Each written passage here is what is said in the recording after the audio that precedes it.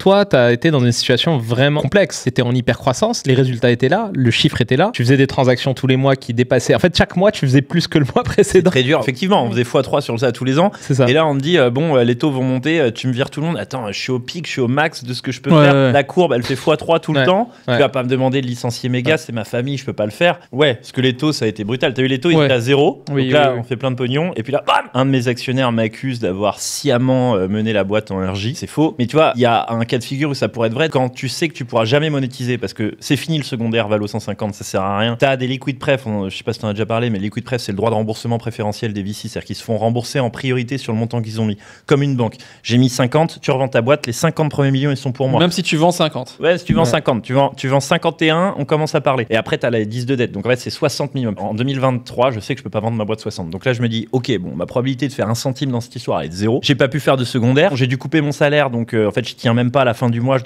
dois taxer Reda de 2000 balles. Puis à un moment, j'arrête les frais, quoi, tu vois. C'est pas ça qui nous a poussé en RJ, c'est qu'on avait plus de cash et on n'a pas été refinancé. Franchement, les situations de finances personnelles des founders, parfois, elles jouent catastrophiques. Après, ça te pousse aux fesses, hein, parce que nous, à un moment, comme on n'avait pas l'argent pour recruter 100 ou 200 ou 300 mecs, qu'on voulait pas prendre des commerciaux qui étaient auto-entrepreneurs. Fallait être smart. Fallait être smart. Mais tu vois, les levées de fonds, c'est un peu un cadeau empoisonné parce que ça t'incite pas à être smart.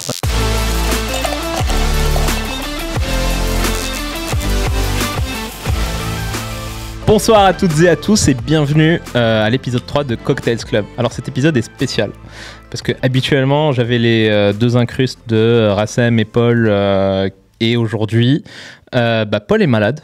Paul est malade et il n'est pas parmi nous et il a été remplacé et surtout accompagné par Stéphanie. Donc Stéphanie Delestre. Salut Reda. Salut Stéphanie et bienvenue. Le micro, n'oublie pas le micro. Il faut que ce soit devant toi. T'as raison. Parce que sinon, on t'entend pas. Ouais. D'accord. Ah, c'est peut-être mieux, tu vas me dire. Ah, bah c'est. Toi, t'aimes bien quand on entend les gens, j'ai l'impression. C'est important, ok, Thierry. je me mets bien alors. Et alors, on a une intervention de Thierry Vignal, le fondateur de Mastéos, entrepreneur dans la tech aussi. Vous avez vachement entendu parler de Mastéos. Stéphanie Delestre, qui est la fondatrice de Kappa.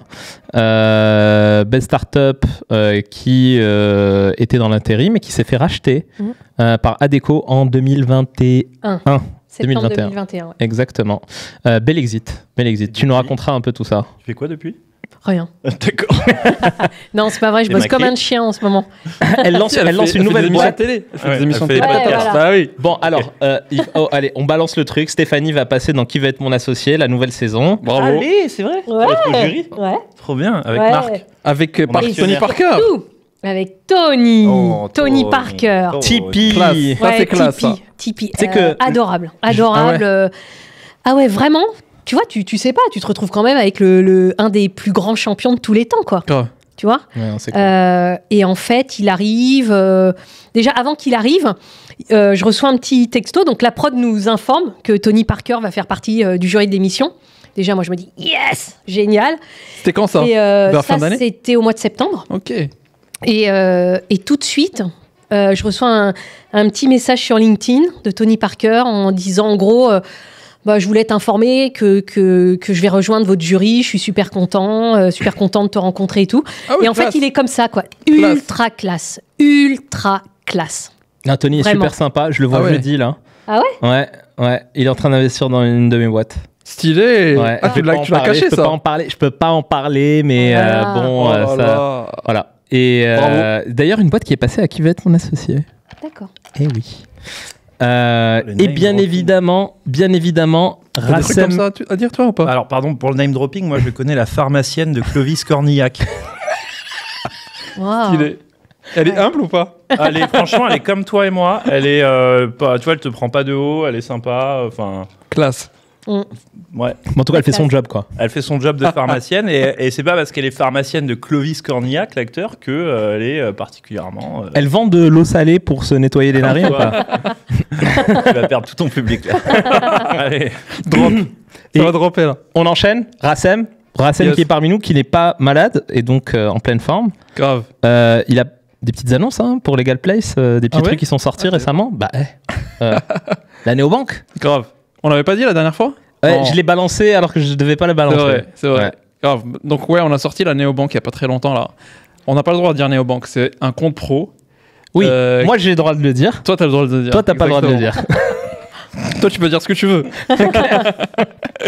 Mais ouais, les clients Legal Place, maintenant, quand ils créent une boîte, ils peuvent déposer le capital chez nous en direct, donc sans avoir à prendre un rendez-vous, attendre, etc.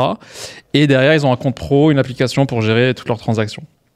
Mais du coup, tu te D'accord, gaffes sur le dépôt des gens. Je sais pas, on va voir. C'est vrai, dans le business model des comptes pro, il y a une partie qui est un taux d'intérêt sur les placements. Ouais. Ce qui avant n'était pas le cas parce que les taux étaient négatifs, voire zéro ou négatif. Maintenant, ça redevient. Finalement, c'est bien le business model des comptes pro. Ouais, c'est vrai que c'est hyper intéressant. Assem, ça va peut-être régler un des grands problèmes quand tu ouvres une boîte. Tu as un cabis, mais pour avoir un cabis, il faut un compte pro. Et pour avoir un compte pro, il faut un cabis. C'est vrai que ça fait un cercle. Un compte pro, et pour avoir un compte pro, il faut un cabis. Tu connais bien le sujet. Ouais. Est-ce qu'en réunissant la néobanque Legal. En fait, quand tu réunis les deux, tu n'as pas à faire 2 fois le KYC, genre un chez nous et un chez une banque. Et tu n'as pas à faire le passe-plat des documents entre les deux. Parce que c'est vrai que tu dois... En fait, ce qui est fou, c'est que moi, quand j'ai lancé, je pense que vous aussi, quand j'ai lancé la boîte, j'avais ouvert un compte bancaire dans une banque tradie. Et en fait, ce qui est incroyable, c'est que tu dois aller voir l'agence. Ils doivent te prendre un rendez-vous. Donc déjà, tu dois par bouche à oreille avoir du piston pour avoir un rendez-vous dans une banque. Et quand tu arrives, ils te disent, vas-y, pitch-moi la boîte, t'as ramené ton BP, etc. Et en fait, tu dois montrer un BP. Et ils pichent que dalle au BP des startups. Ouais, voilà, je trouve que vous êtes dur quand même. Hein. Moi, ça m'est jamais arrivé comme ça. Et pourtant, avec des banques traditionnelles, jamais. Ah bah, t'es bien entouré alors. T'as ouvert un compte sans cabis. Non mais attends, Stéphanie, ce que tu dis, c'est quand tu as une très bonne relation avec ta banque. Oui. Moi, c'est vrai que je connais la directrice de l'agence de ma banque. Oui, mais et pour le coup, comme la pharmacienne de Clovis Cornillac. Hein, je connais la femme de ménage de Florent Pagny. Putain, mais t'es trop bon, toi.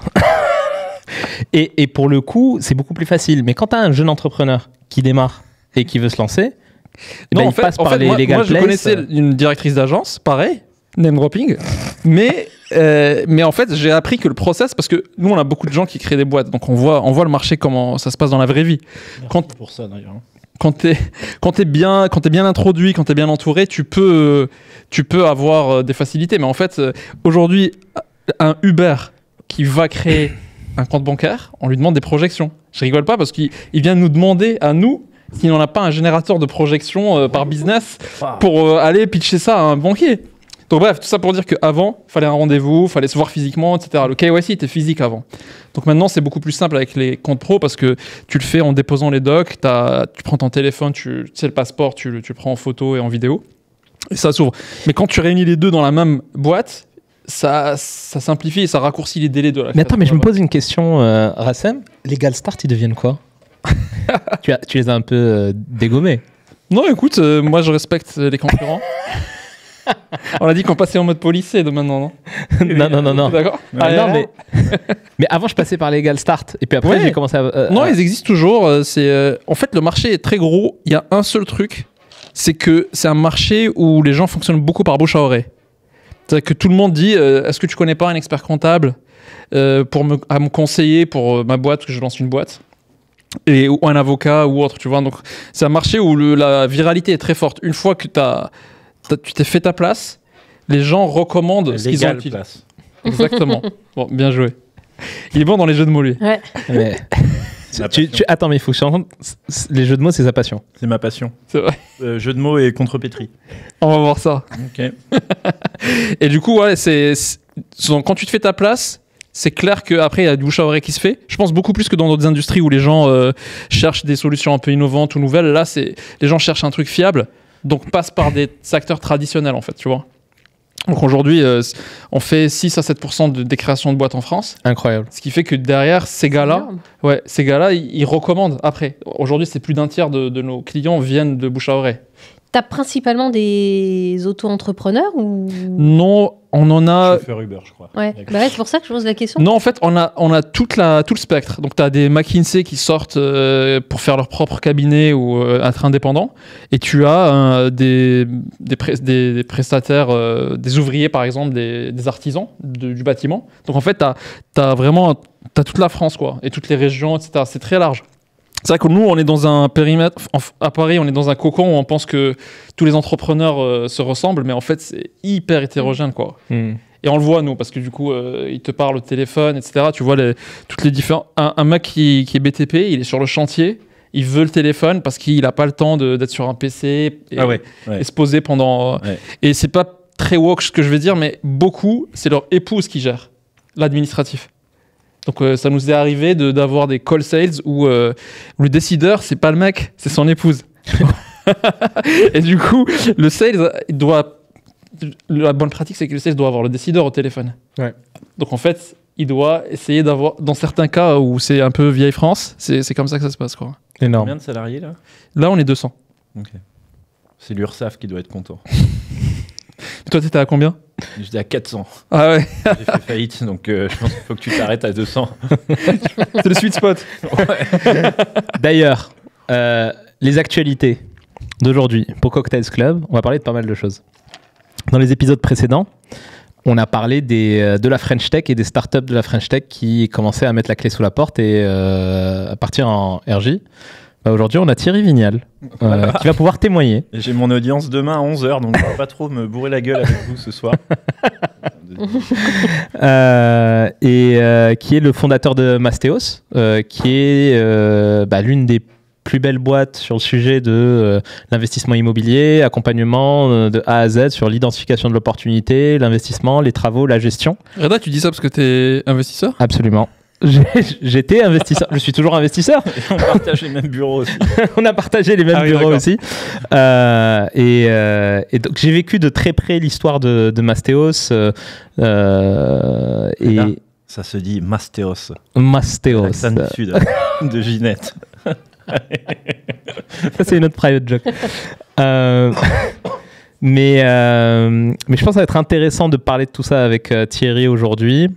Qu'est-ce que c'est que d'être au top, avoir une boîte qui vaut 150 millions et puis du jour au lendemain valoir 1 euro au tribunal de commerce. Oui. Ça, on sait pas. Hein? Ah, Si, on sait. T'inquiète. Alors, moi, je tiens à dire que j'ai énormément de respect pour Thierry. Ouais. Parce que, on parle beaucoup de succès, mais c'est vachement dur il a quand même beaucoup de courage, quoi. Et quand on avait parlé de l'épisode, parce que j'ai beaucoup de respect, mais je le connaissais pas. Donc, je connaissais pas personnellement. Mais je connaissais Mastéos parce que Reda m'en parlait beaucoup. Mastéos. Du sud. Mais je pense que cet épisode va être très intéressant, entre autres parce que Thierry va nous parler d'un aspect très important de l'entrepreneuriat, je pense. Alors, on a aussi la version exit qui est là. Exactement. Il y a la lose et la win. Exactement. C'était l'objectif en fait. Un loser et une winner. Voilà. C'est Chacun pas mal. se reconnaîtra le personnage qu'il veut. Par contre, malheureusement, j'avais pas investi dans Kappa, mais Un loser. On est 2 losers ici. mais attends. Et Stéphanie, je sais pas si tu te souviens, mais on a failli bosser ensemble. Ouais, Hein? tout à fait. C'était en 2016. On s'était rencontrés. Elle galérait sur la tech et je suis venu l'aider un petit peu. Et moi, je venais de vendre ma boîte en fait en 2017. Je vendais ma boîte, donc c'était un peu chaud. On n'a pas pu. Mais de toute façon, moi, je trouvais en Stéphanie vraiment une super entrepreneur avec une belle vision et surtout la hargne, tu vois. Parce que t'étais quand même passé par des moments difficiles. Hein. C'est ça que tu nous as raconté Bien l'épisode de sûr, tout a Hargne. été, Ouais, je peux vous en raconter des épisodes hard, mais non, mais c'est super dur. Ce qu'on fait, c'est super dur, quoi. Oui. On se marre comme ça, on boit des cocktails. On boit pas beaucoup, je trouve. Hein. Mais On a fait quand ouais, tout est particulier. Après, là où je suis pas d'accord avec ce que vous dites, parce que en fait, moi, je me suis vraiment toujours interdit ça. C'est quand vous dites, ouais, la boîte, elle vaut 150 millions et aujourd'hui, elle vaut 1. En fait, c'est pas vrai, ça. C'est pas vrai. Parce que moi, je sais que c'est Philippe Colombel de Partech qui me dit toujours, une boîte, ça s'achète pas. Une boîte, pardon, ça ne se vend pas, ça s'achète. Absolument. Une boîte, ça ne se vend pas, ça s'achète. Donc en fait, on nous a quand même gargarisé un peu. Tu peux expliquer? Ouais. Parce qu'on est perdu avec. Parce qu'en fait, tu vois, on nous a beaucoup, on m'a beaucoup gavé avec les grosses levées de fonds. Ouais. D'accord. Et moi, c'est vrai qu'à l'époque, je passais pour la ringarde de service. Quoi. Tes boards t'ont gavé ou qui? Ah non, pas les bornes, mais tout l'écosystème, quoi, tu vois. Moi, j'étais vraiment la loseuse de service. J'avais levé 1,7 million en 2011 avec Partech et 360, et après, j'avais levé... Attends, mais déjà 2011, faire une levée de 1,7 million, c'est quand même, c'est pas de la loose. Hein. C'est pionnier, quoi. C'était à l'époque, c'est pré-French Tech, c'était pré-tout. Oui, c'était prêt. Inflation adjusted, c'est 50 millions. Et si tu veux, moi, je pense qu'on nous a vachement, embué, quoi, en nous faisant croire que faire des grosses levées de fonds avec des grosses valos et appeler ça des licornes et avec l'État et la French Tech Nation qui nous disaient ça va être comme ça et tout.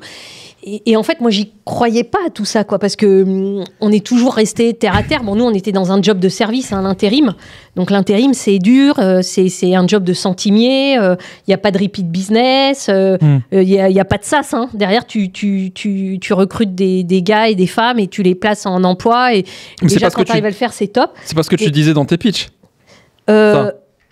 Qu'il n'y avait pas de tech, etc. Non, mais il n'y a pas de tech au sens où l'industrie, si tu veux, n'était pas prête à ça. Nous, en fait, on est resté que 40-50 au maximum dans la boîte parce qu'en fait, la tech faisait tout à la place des agences et tu vois, on était très peu.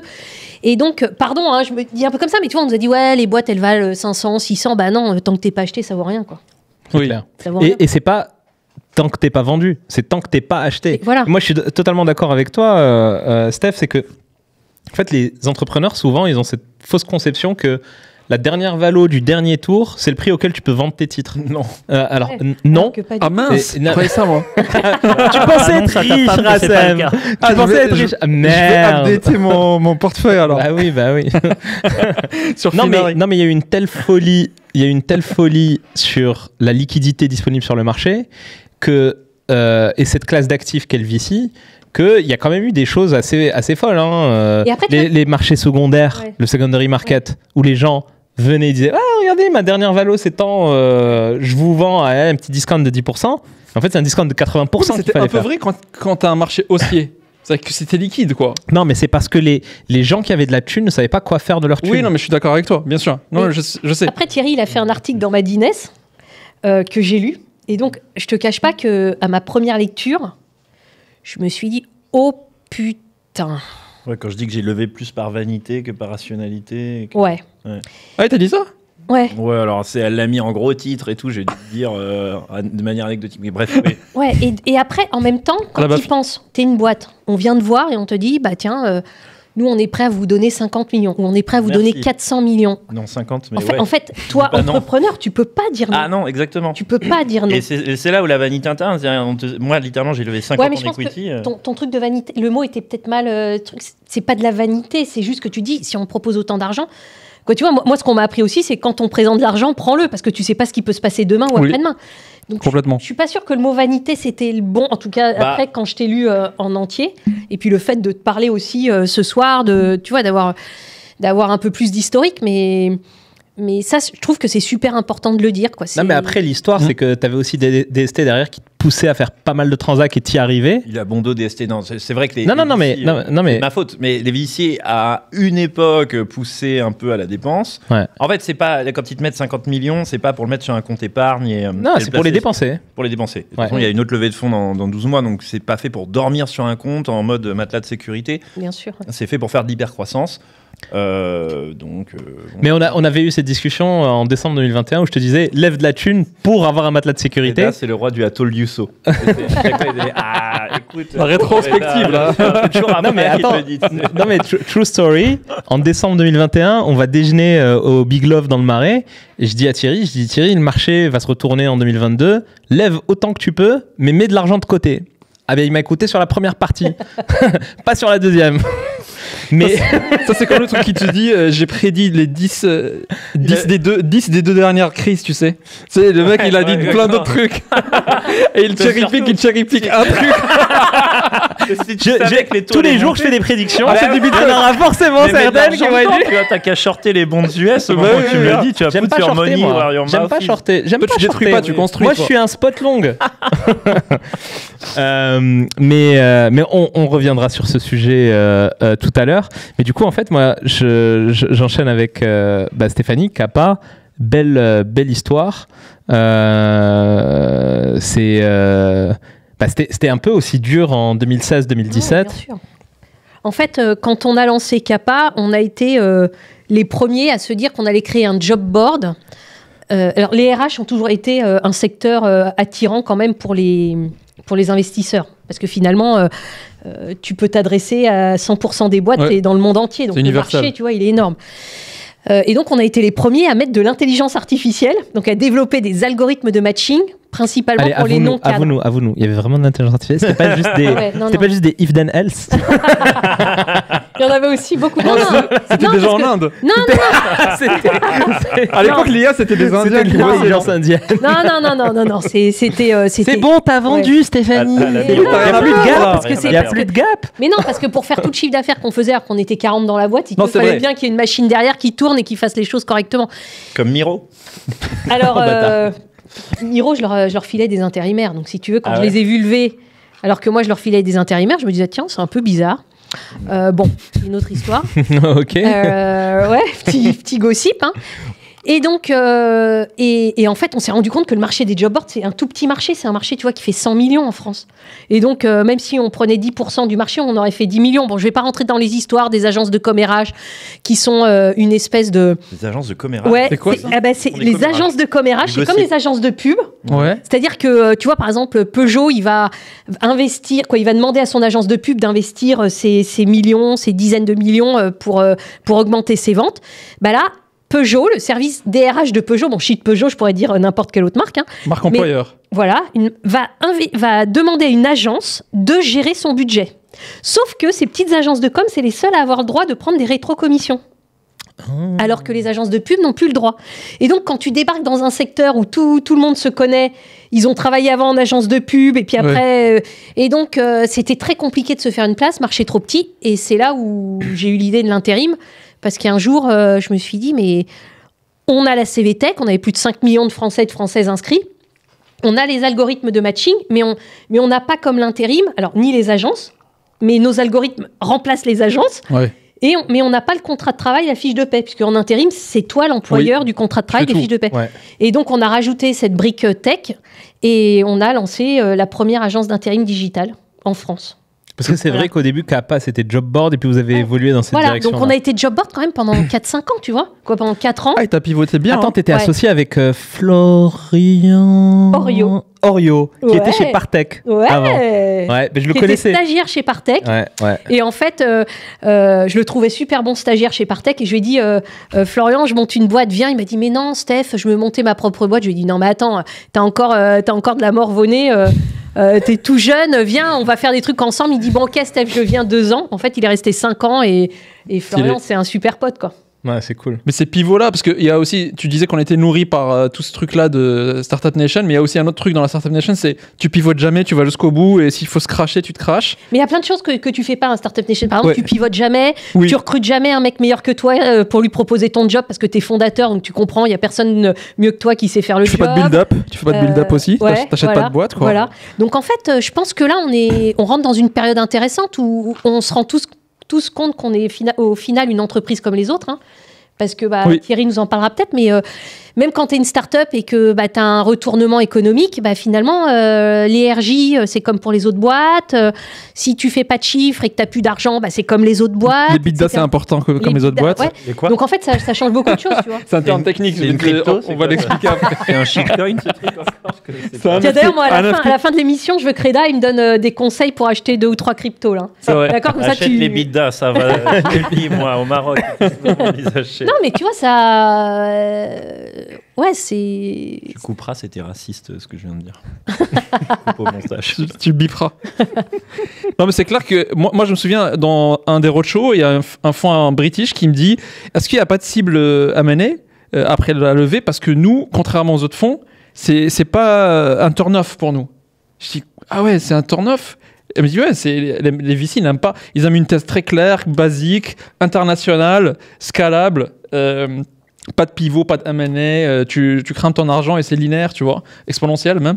Et ce qui est marrant, c'est que ça m'avait choqué. Et aujourd'hui, c'est la mode. C'est qu'aujourd'hui, les fonds qui faisaient du growth, qui faisaient je te file 100 millions que s'il y a un build-up target, tout le monde les copie en fait. Ouais. Tous les fonds classiques VC qui parlaient, ils savaient même pas ce que c'était. Maintenant, c'est on fait le même play que les growth funds. C'est est-ce qu'il y a un build-up ou pas. Si t'as pas de thèse build-up sécurisante, ils mettent pas d'argent, tu vois. C'est drôle hein, le retournement de. Mais situation. alors, moi, il y a un truc que j'ai remarqué, c'est que souvent les fonds VC, c'est un peu moutonnier. Donc en fait, ils suivent la trend. Et d'autant plus les fonds VC français. Avec un petit train de retard. Il y en a très peu de fonds VC français qui sont hyper en avance sur les risques. Il y en a quelques-uns. Non, je vais pas les citer parce que ceux que j'aurais oubliés vont être mécontents de pas les avoir cités. Mais j'en connais certains qui prennent des risques et qui se positionnent sur des trucs qui sont ultra risqués. Mais il y en a très peu qui sortent des thèses reconnues où je te fais un benchmark, je te fais un BP et par rapport au benchmark et une potentielle equity story avec une exit, bah, je me positionne dessus. Et ça, c'est dommage. Mais je leur en veux pas. Pour une raison qui est simple, c'est que en France, les liquidités sont limitées. C'est pas comme aux États-Unis. Aux États-Unis, tu es très proche de la source de liquidité qui est la planche à billets américaine. En France, la capacité des VC à déployer dépend de la capacité des LPs à mettre de l'argent dans les VC. Donc à un moment donné, ça va forcément shaper ta thèse. C'est vrai. Et puis le track record américain est tellement incroyable que tu ne peux que suivre les leaders d'opinion aussi, tu vois. Mais de toute façon, tu ne peux pas... Le track record de l'investissement venture américain ne peut être qu'incroyable. Parce que c'est self-fulfilling. Quand tu as le cheat code de j'ai autant de cash que je veux et de toute façon je peux funder et surfunder, à un moment donné, bien sûr que tu pumpes les valorisations.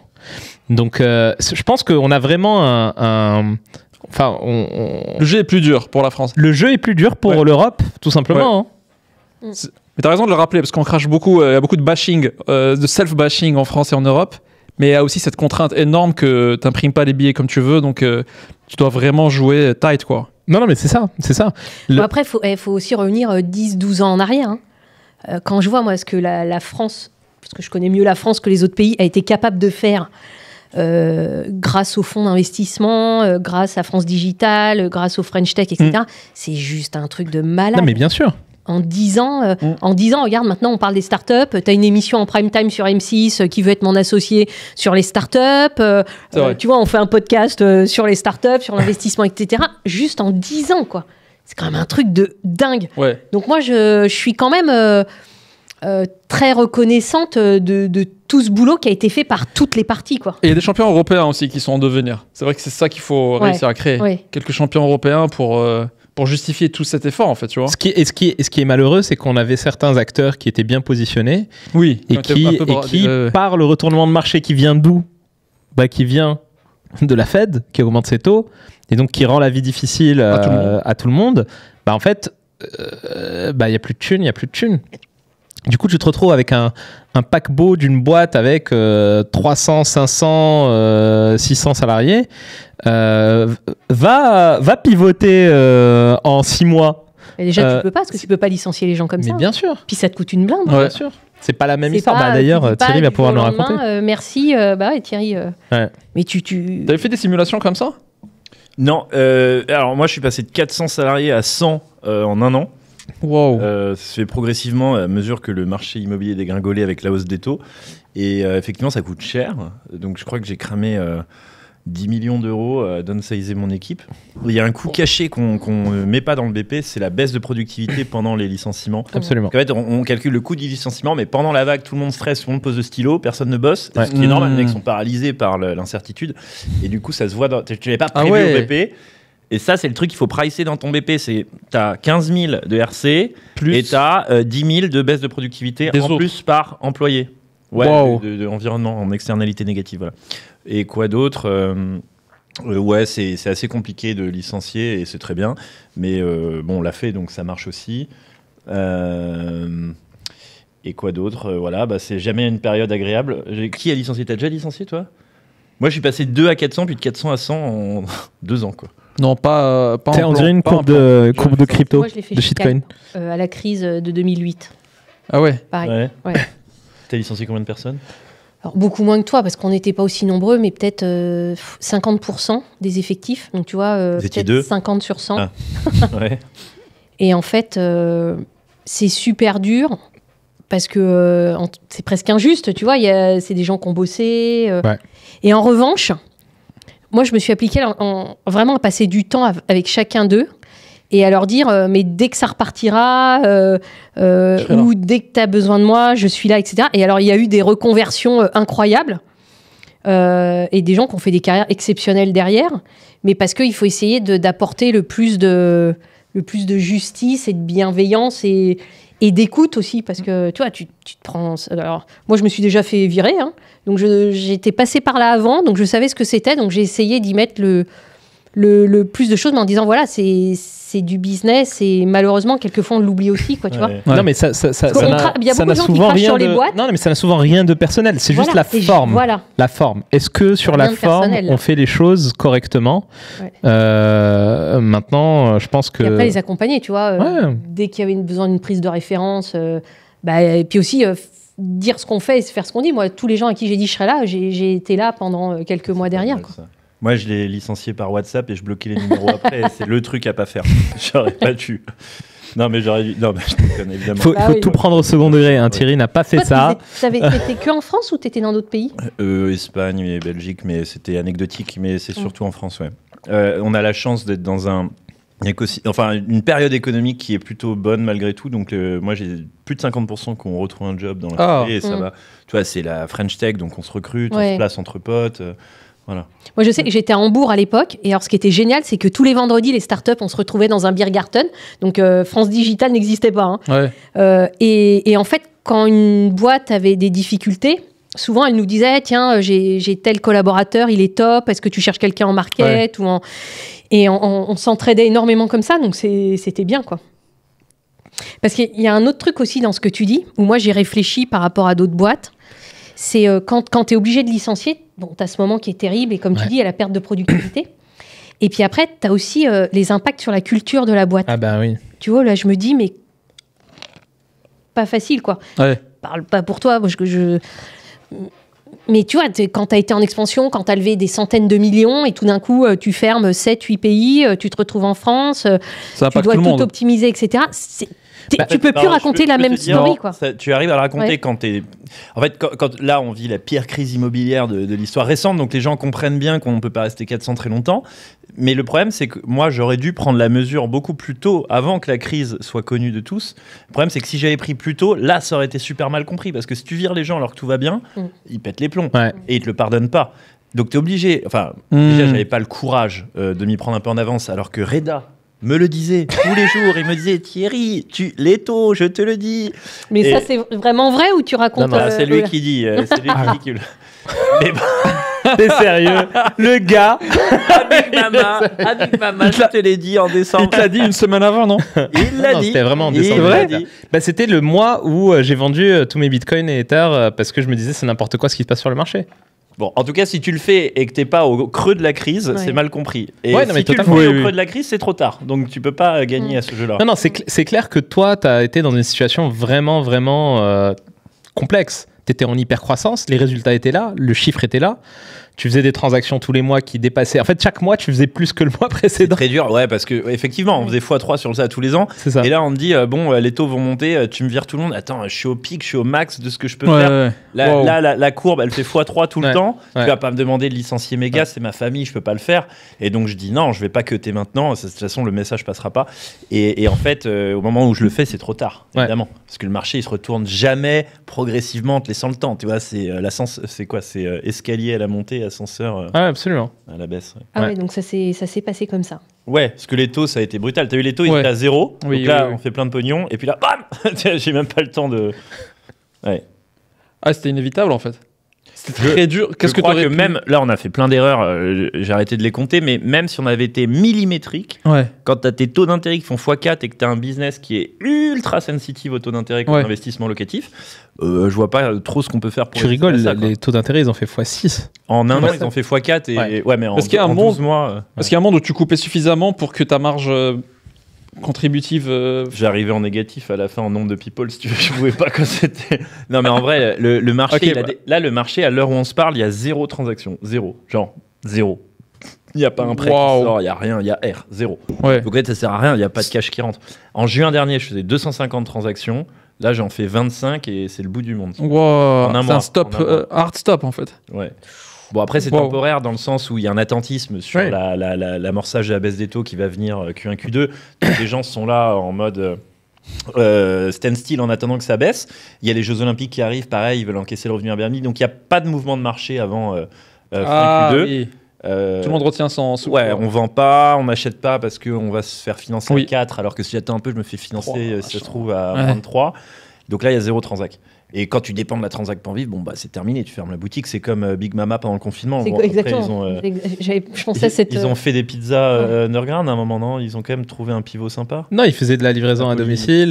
Il y a eu pas mal de choses qui ont été faites en mode bah, tu restes chez toi et on te livre des burgers à domicile. Ça a pas mal cartonné pendant Tu vois, c'est comme Uber à l'époque, on disait que pendant le Covid, ils ont gagné beaucoup via Uber Eats, mais en Ouais. fait, ils étaient négatifs à chaque course de Uber Eats. Donc Ouais. en fait, ils ont stoppé leur vache à lait qui étaient les Uber drivers. Non. Et non, non.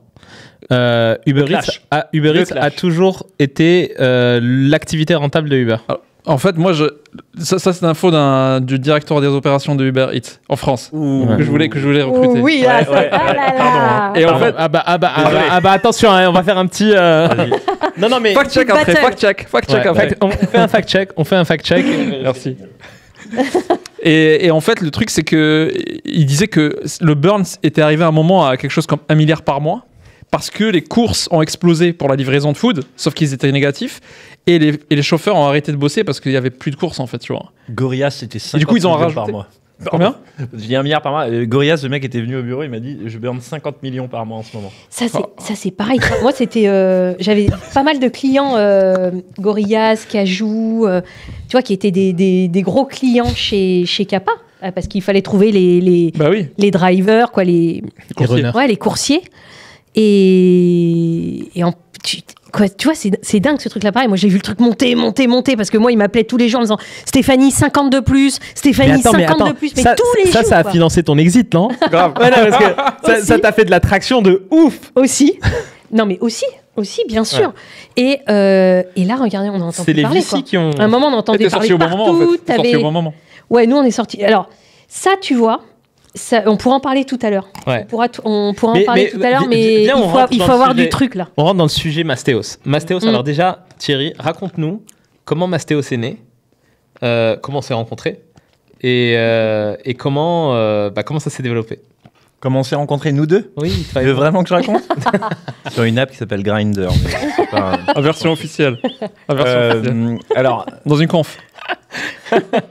mais j'ai créé la boîte il y a 4 ans et demi. Je rentrais de Londres, j'étais désœuvré, je ne savais pas quoi faire. Et donc, en plus, j'avais pas de chômage, donc j'allais Porte d'Italie choper mon RSA. C'est vrai, parce que je pouvais pas vivre et je postulais dans des boîtes à droite à gauche. Et j'ai croisé un mec qui était en errance aussi, qui était dispo, mon associé actuel, Maxime Anquier. On allait faire un stage d'observation chez un concurrent pour s'occuper.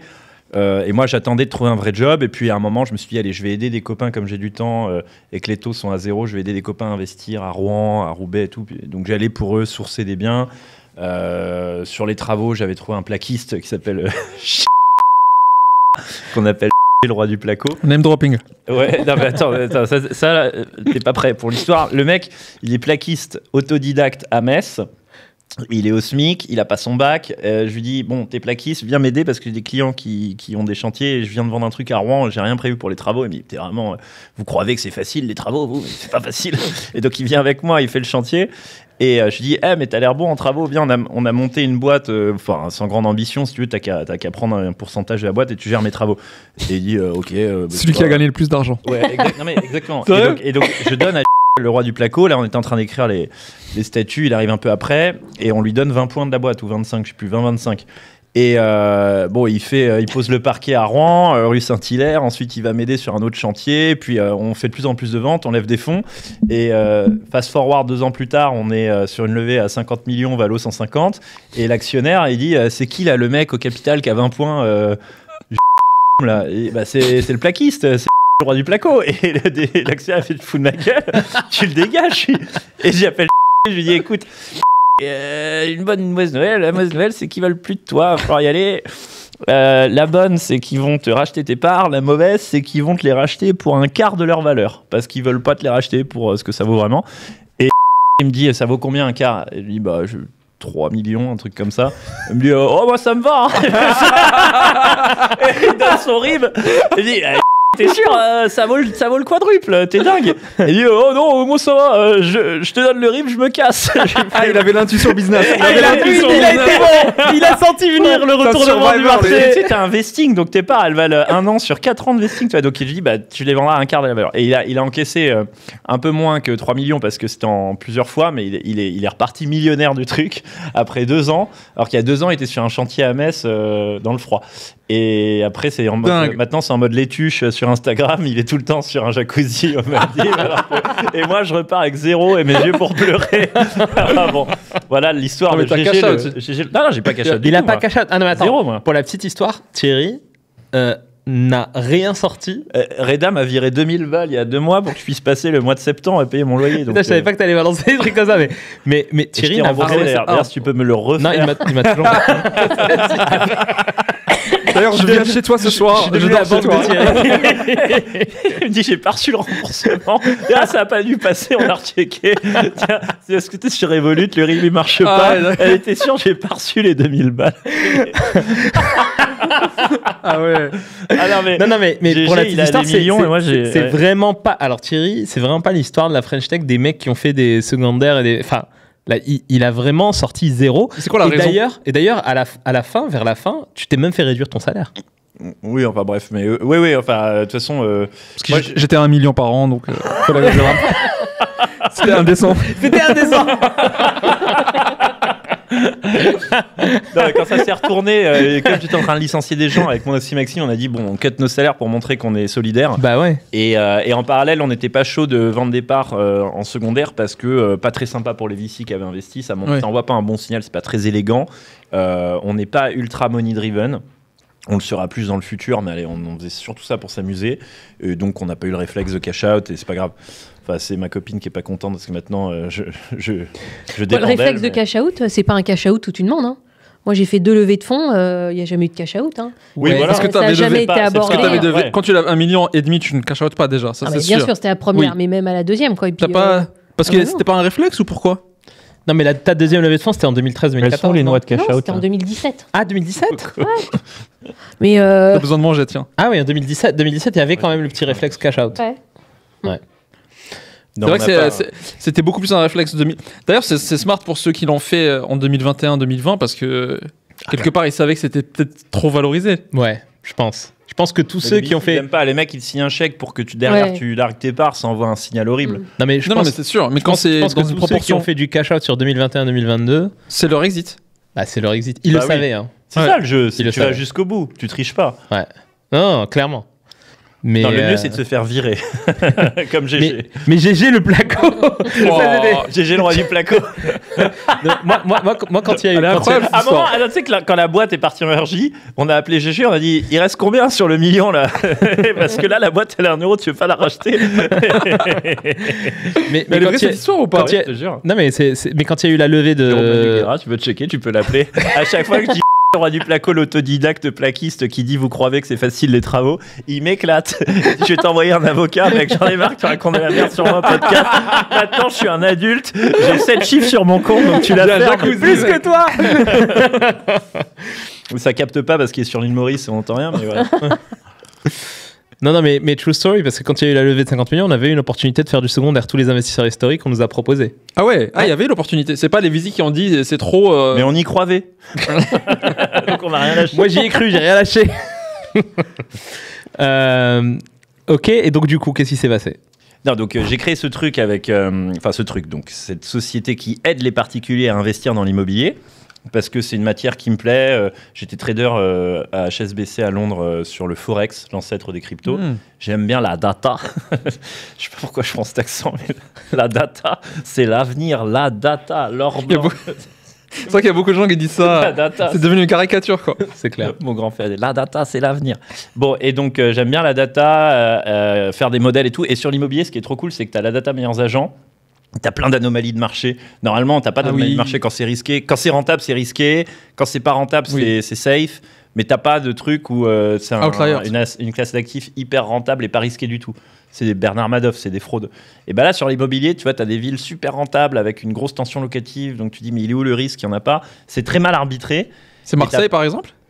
Non, Marseille, c'est assez arbitré, mais t'as des petites anomalies de marché. Je sais pas, Ok. du Angoulême, du Colmar, du Montauban. Ok. Enfin, j'adore cruncher la taille. Je me suis dit, il faut que je lance un truc là-dedans avec une approche trader. Ah. Et parce que c'était mon ancien métier. Et j'ai lancé ça. 2019, on a fait 0 de chiffre d'affaires. 2020, on a commencé à rencontrer notre public. Et après, on était au bon endroit au bon moment. Taux 0, VC sous stéroïdes. Et on a levé assez facilement. On est passé de 0 à 400 salariés. On a encaissé 45 millions de chiffre d'affaires en 3 ans. On a levé 50 d'equity, 10 de dette en 2 ans. Et on est passé de 0 à 150 de valo. Quand tu dis on a encaissé 45 millions, c'était du chiffre d'affaires ou du volume d'affaires? Du chiffre d'affaires. Non, c'était du chiffre Chiffre d'affaires. d'affaires. Au volume d'affaires, c'était... Ah ouais. Wow. Ouais. Et quand tu dis on a rencontré notre public, c'est quoi le d'après toi ce qu'il faut faire pour rencontrer son public? C'est quoi qui a marché chez toi? Vendre de l'immobilier locatif quand les taux sont à 0. Ça, Mais comment tu t'es fait connaître? Comment tu t'es fait Non, mais connaître? après, Comment t'as... Bon, après, C'est des potes au début? mes premiers clients, c'était des potes. Ils ont servi de cobaye et c'est là où j'ai fait toutes les erreurs possibles, les pauvres. Et après, j'ai pris des gens. On a fait du BFM, de la presse. Moi, j'ai vraiment travaillé la visibilité assez fort. Mon associé Maxime est super bon en gros hacking. C'est le gros hacking, c'est se rendre visible par des moyens, whatever. Et donc, on a été visible assez vite. Voilà, c'est un truc. Ah. On a travaillé la visibilité super vite. Sur les réseaux sociaux, principalement? Surtout médias, presse. J'ai une super attachée de presse. Attends, à quelle Sarah presse Chab. quoi? Ouais, en fait, je suis tombé sur la bonne attachée de presse qui m'a propulsé dans les médias rapidement et je suis devenu visible rapidement. J'ai attiré l'attention et ça a attiré des capitaux.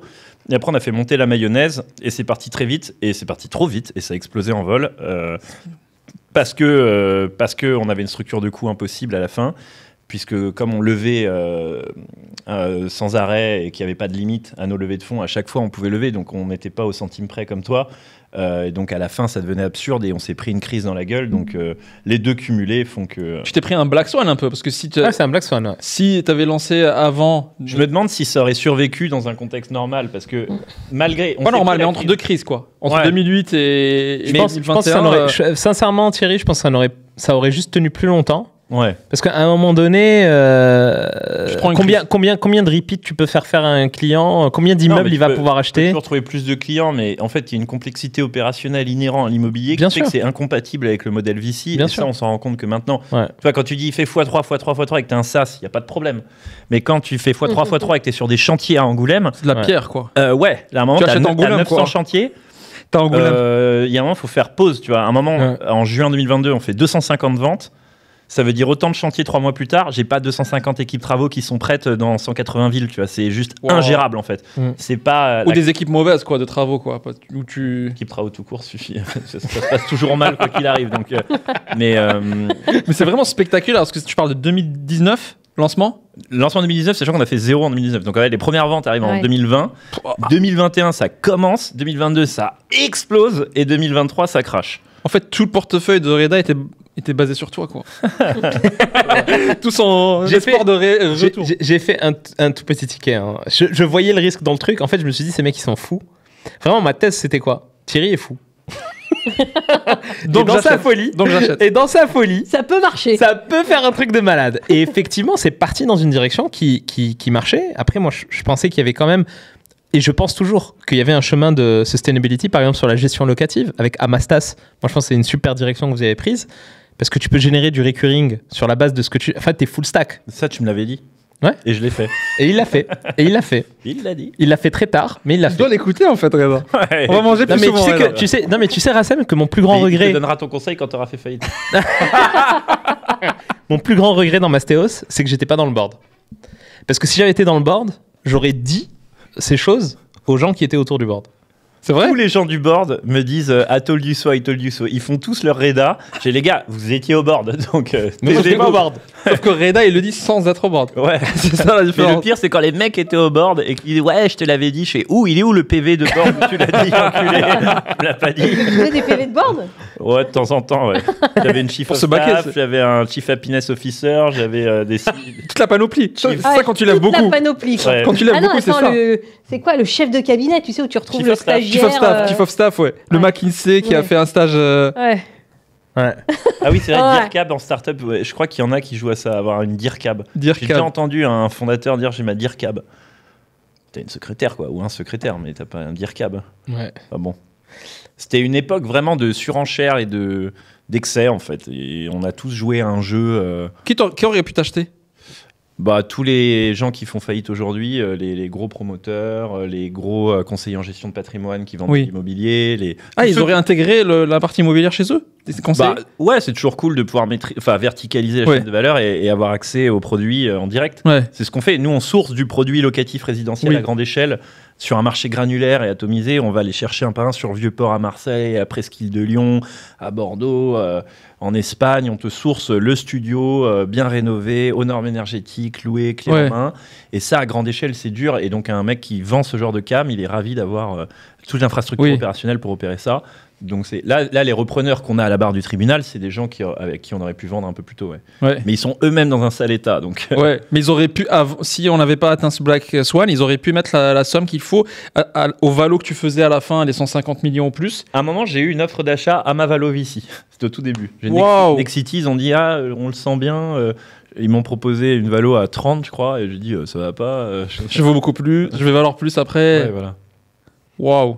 Vraiment spectaculaire. Le condensé dans quelques années, c'est fou. C'est marrant parce qu'il y a un VC qui m'a dit dernièrement, parce qu'on parlait de la vente de Kappa, et il me dit en gros, cool, parce que de toute façon, c'est très très dur pour un corporate de mettre plus de 100 millions pour acheter une boîte. C'est un vrai point. Quand j'ai passé le 100 de Valo, ils m'ont dit, mais en fait, tu n'auras plus d'acheteur. Tu pourras plus. Là, soit tu fais une IPO, soit tu meurs parce que tu as passé les 100. Soit LBO, quoi, voilà. après. Ouais, ou LBO, c'était rentable un jour. Ouais. Ce que tu appelles le truc, là, quand tu. La bidda.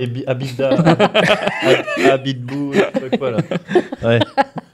Ben ouais, non, mais tu. Et là, tout d'un coup, un peu pareil, tu dis. Ouais, d'accord, mais ça, on ne l'entendait pas avant non plus, quoi. Non, c'est clair. On disait, non, mais attends, toi, tu lèves 300 millions pour faire des fiches de paie, tu vas être acheté 1 milliard, qui va mettre 1 milliard pour acheter une boîte qui fait des fiches de paie? Personne en Europe n'est capable de mettre ce chiffre-là. D'ailleurs, ce n'est pas ce chiffre qui peut circuler. Non, mais tu vois, ça, c'est des trucs quand même à prendre en compte à certains moments. Bien sûr, ton equity story, c'est un vrai sujet. Qu'est-ce que tu vas lever 250 millions quand tu fais des fiches de paie, sachant que les acteurs du marché aujourd'hui ne valent pas 500 millions? Bah oui. Qui va le racheter? Tu vas faire quoi? Tu vas faire une IPO? Le raisonnement, c'est que si tu sors 20 millions en cash out, tu le fais en disant ok, j'achète le scénario très bullish et upside énorme, même s'il n'y a quasiment aucun acteur qui peut le faire, mais moi je suis sécurisé, tu vois. C'est pour ça que la question du cash out elle est importante. Ouais, mais c'est un désalignement. C'est un désalignement entre les intérêts du fondateur, les intérêts des investisseurs et les intérêts de l'organisation en elle-même. C'est ça le vrai problème. C'est que, et d'ailleurs, les investisseurs et les VC ne vont pas se gêner à faire du secondaire. Les VC font du secondaire. Oui. Donc en fait, en faisant du secondaire dans aussi, les investisseurs, je mets tout le monde. Tu as aussi les business angels, etc. Bien sûr. Alors, quelquefois, c'est un peu moins compliqué, mais... Mais la démotivation des founders quand ils n'ont pas cash out, ça, moi un de mes actionnaires m'accuse d'avoir sciemment mené la boîte en RJ. Et c'est faux. Mais tu vois, il y a un cas de figure où ça pourrait être vrai dans le sens où quand tu sais que tu pourras jamais monétiser parce que c'est fini le secondaire Valo 150, ça sert à rien. Tu as des liquid pref, je sais pas si tu en as déjà parlé, mais liquid pref c'est le droit de remboursement préférentiel des VC, c'est-à-dire qu'ils se font rembourser en priorité sur le montant qu'ils ont mis, comme une banque. J'ai mis 50, tu revends ta boîte, les 50 premiers millions ils sont pour moi. Même si tu vends 50. Ouais, si tu vends 50, tu vends 51, on commence à parler. Et après tu as les 10 de dette, donc en fait c'est 60 minimum. Et moi je sais que je peux pas vendre, en 2023, je sais que je peux pas vendre ma boîte 60. Donc là je me dis, ok, bon, ma probabilité de faire 1 centime dans cette histoire est de 0. Qu'est-ce que j'ai pas pu faire de secondaire. Bon, j'ai dû couper mon salaire, donc en fait, je tiens même pas à la fin du mois. Je dois taxer Red Hat 2000 balles. Donc il y a un moment, j'arrête les frais, quoi. Tu vois. Et alors, c'est pas ça qui nous a poussé en RJ, c'est qu'on avait plus de cash et on n'a pas été refinancé. Mais c'est vrai que moi, je parlais à des founders de PropTech qui sont dans la même situation que moi. Franchement, les situations de finances personnelles des founders, parfois, elles jouent catastrophiques. Oui. Genre, moi, heureusement que j'ai ma copine, parce que je tiens pas à la fin du mois. Mon associé, il tient pas à la fin du mois. Il a la rue totale. Il va devoir prendre des missions sur Malte pour tenir. Wow. Non, mais c'est absurde, parce que nous, on s'est vachement endettés en tant que founder. Moi, quand j'ai commencé, je me suis payé pendant 18 mois. J'ai dû taxer, bien sûr, 50 000 balles à ma sœur, enfin, tu vois, pour lancer la boîte. On s'est super endettés. Donc, notre salaire, déjà, il part en remboursement de dette. Et ensuite, on n'est pas payé de ouf et on fait pas de secondaire. Et tu as plein de founders qui ont levé des dizaines de millions avec des valos de malades et qui n'arrivent pas à payer le pédiatre, si tu veux, pour le gosse. Donc, c'est assez marrant. On l'entend pas, ça. On l'entend pas, mais moi j'ai l'entend des pas. exemples, des vrais. Ouais, Raphaël, personne. tu vois, Raphaël Deluco, il est pas dans la merde financièrement, mais il m'a dit, Thierry, là on s'est appelé, ouais, je dois pas révéler les infos confidentielles, il m'a dit, Thierry, t'as pas un plan pour, je sais pas, on se met sur Malte, on fait un truc, parce que là il faut que, parce que on n'a pas cash out, alors que sa boîte elle valait quasiment 1 milliard, tu vois. Enfin, lui il a fait un micro cash out pour le coup, enfin micro, il a fait un cash out, il l'a placé dans un appart, mais c'est pas ça qui. Oui, mais c'est plutôt une liability qu'un asset et ça génère pas de cash. Voilà. C'est clair que. Et donc Bon, mais en fait les fondeurs c'est soit t'as zéro. Ouais. Mais quand je dis zéro, c'est zéro. Soit t'as 20 millions, mais il n'y a pas d'entre-deux possible. Tu vois, c'est pas. Sauf Mais- si tu cachotes un moment. Mais d'un point, il y a un sujet qu'on n'évoque pas beaucoup, c'est aussi, t'as parlé des finances des founders, il y a aussi le mental des founders. Parce que tu vis tellement des moments durs, quand tu te rends compte que ton marché c'est que 100 millions, c'est un moment dur. mur, quoi. Tu Ouais. prends un mur dans la gueule, t'es seul avec tes. C'est pour ça qu'il faut avoir des cofondateurs, parce que c'est là où tu déprimes moins que si t'étais tout seul. Mais quand le mental et pas que le mental, tu vois, mais même les traumas que tu vis en tant qu'entrepreneur, même quand tu as réussi à la fin que tu as exit, tu as des wounds, des war wounds, Mais des blessures de guerre de qui ne ouf, fait quoi. que 100 millions, mais c'est tellement. Bah oui, tellement nul, hein. Non, mais je veux dire, c'est une réalisation. Ce qui est marrant, c'est que tu dis ça, mais comme si, toi, quand tu as lancé, tu te réalisais pas ça, tu l'as découvert après. Et Ouais. c'est l'histoire de beaucoup d'entrepreneurs, parce que tu te lances parce que l'idée te séduit, ça t'excite, c'est la data, c'est le futur, tu as La l'immobilier, tu te dis putain, mais je vais faire un truc arbitrage, machin. Et après, tu te dis mince, j'ai pas pensé à la scalabilité des travaux, machin. Après 2, 3, 4 ans parfois, tu vois. Mais mentalement, c'est trauma. Comment toi qui passes par un up-down qui est énorme, au moins elle s'est dit j'ai le temps de pivoter, je vais pas mourir dans 2-3 mois, tu vois, mais Moi, comment j'ai le temps. Nous, on a vécu avec 1,7 million pendant 5 ans. Hein. Incroyable. Et quand Dominique Vidal et ça, c'est Index. bootstrap aujourd'hui, on dit Ouais. bootstrapper. Ouais, quand Dominique Vidal et Index ont décidé d'investir, ils ont appelé EY, qui était à l'époque notre commissaire aux comptes, et pour faire une due deal. Et EY lui a dit ça sert à rien, quoi. Tu sais, Stéphanie et les cofondateurs, ils se sont pas payés. Laisse tomber, quoi. Pour vivre pendant 5 ans sur 1,7 million, autant te dire qu'ils n'ont pas piqué dans la caisse. Ils se sont pas payés, donc ça sert à rien, quoi. Ta due deal, la fait même pas, dépense pas ton argent pour rien, quoi. Donc, tu vois, c'est aussi. Comme tu dis, on a vécu 2 périodes différentes, mais moi j'étais jalouse. Hein. Moi j'étais jalouse. C'est-à-dire, je me disais, j'avais mes 10 millions, je faisais attention à tous mes trucs, et d'un côté, je voyais des boîtes qui étaient sur une idée à la con. Tu te disais, mais attends. Des agendas pour médecins, par exemple. Ouais, voilà. Tu vois. Arrête. Non, mais ou des fiches de paie. Et tu te dis, mais attends. Non, mais tu te dis, franchement, il y a tu une te dis, histoire mais. de fiches de paye là, il y a une Ouais, mais histoire. Les fiches Panini sur la Non, mais blockchain. on a eu d'autres trucs, C'est mais rare. tu te dis, putain, il y en a qui ont réussi. Et moi, je disais, mais bravo, mais je te jure, j'étais jalouse. Ils ont compris le les game, mecs, tu dis, ils ont compris le game. ils ont C'est levé Swile, la plus 400, grosse, 500 millions. Alors, les plus gros, c'était 400 millions. Ils sont invités à l'Elysée. Toi, moi je te dis, hein, pardon, je me répète, mais parce que tu vois, ça m'a blessé, quoi. Oui. Je te jure, ça m'a blessé. Et moi, j'étais avec mes 11 millions et je faisais mes comptes d'apothicaire et je faisais mon cire toute seule et mon, tu vois. Dur. Mais ouais, oui, mais en fait, on a vécu C'est comme Paul, deux époques différentes. Moi, je disais, putain, si j'avais lancé un SaaS sur n'importe quel sujet, hein, les tickets resto, les machins, les bidules, et moi, je suis engluée avec mes l'intérim. gars, avec mes intérimaires et tout. Mais attends, mais Steph, c'est pas que des époques, c'est aussi des mindsets. Oui. Parce C'est que pas les- ça a survécu Paul, qui de la belle vie, il a vécu en parallèle avec. On entend beaucoup de bien sur lui. Hein. C'est une autre private joke qu'on a fait, ce qu'il dit. C'est vrai que Paul de la belle vie, à chaque fois que je parle de lui, où que je sois, j'entends des trucs super Ouais. positifs sur lui. Mais moi, je veux bien te Ouais. répondre à sa question quand même, parce que Vas-y, je trouve pardon. que c'est une super bonne Oui, question. en fait, Comment je trouve que tu vis ça soit t'as un mental en acier incroyable et respect total, Soit il soit est fou. t'as Non, il est fou. Soit il- soit il y a un matelas de Bitcoin quelque part, une clé USB, c'est comme dans les séries là. Quelqu'un lui a donné une clé quelque part et il a beaucoup de cash, tu vois, mais il n'arrive pas à le sortir encore. Il est à Dubaï, donc il te taxe 2000 € par mois, tu vois. C'est quoi ton secret? Comment tu tiens Comment tu relativises Alors Paul, il a un mental d'acier de ouf. Il a tenu 10 ans avec 2 euros. Tu vois, mais comment toi t'as fait face? En fait, j'avais déjà vécu C'est qui ton psy? J'avais déjà vécu un traumatisme d'enfance qui m'a vachement endurci pour la suite. Quand j'avais 8 ans, non, un peu plus, 9 ans, Blague. Non, c'est pas une blague, je pense. ma femme de ménage est partie en RTT et j'ai dû faire le ménage moi-même dans ma chambre. Si, c'est une blague. Donc j'ai dû. Tu connais trop bien, toi. C'est-à-dire que j'ai passé la SPI, j'ai fait le lit, j'ai tout fait moi-même, quoi. Et donc, en fait, ça m'a appris à être solide mentalement quand tu te prends un Black Swan dans la gueule. Voilà, et c'est tout. Et c'est comme ça que tu te forges un caractère en acier. Ok. Voilà. Ou t'as un psy incroyable, quoi. Non, il a pas de psy, c'est ça le problème. Non, mais écoute, si tu fais les choses. Pardon, j'ai pas eu ton consentement pour te toucher. C'est pas MeToo, oui, ça va. Avec Stéphanie, on peut. Ouais. Avec toi, j'ai pas demandé. Non, mais si tu le fais, en fait, nous, on s'est pas pris au sérieux quand on a lancé le truc, et à aucun moment on s'est pris au sérieux. On était sérieux, mais sans se prendre au sérieux. Oui, mais et quand tu le fais avec une optique de fun, et tu relativises plus, je pense. Je trouve que si ta motivation première, elle est un petit peu définanciarisée, et que tu le fais parce que moi, c'était ma première boîte, je l'ai fait sans grande ambition, avec pour optique de prendre du plaisir et de m'amuser. Je n'ai pas pensé au cash-out parce que ça ne m'obsédait pas la thune à ce moment-là. Pour ma prochaine boîte, je vais y penser évidemment, mais pas là. Et donc, le fait de ne pas se prendre au sérieux et de faire un peu de sport et de générer des endorphines, et ça permet de prendre du recul. Mais t'as pas aussi ce truc de je sais maintenant que je peux le refaire, quoi. Je peux me relancer, je prends une niche, un marché, plus de 100 millions de taille. Et parce que sinon, c'est tellement triste. Et je ferais mentir moi-même. Je ferais mentir moi-même, etc. Est-ce que t'as pas ça de rebound, genre je peux rebound? Parce que t'as cette confiance aussi quand t'as atteint, tu vois, un niveau élevé. Rassem, jamais je ferai mon cire moi-même. Jamais.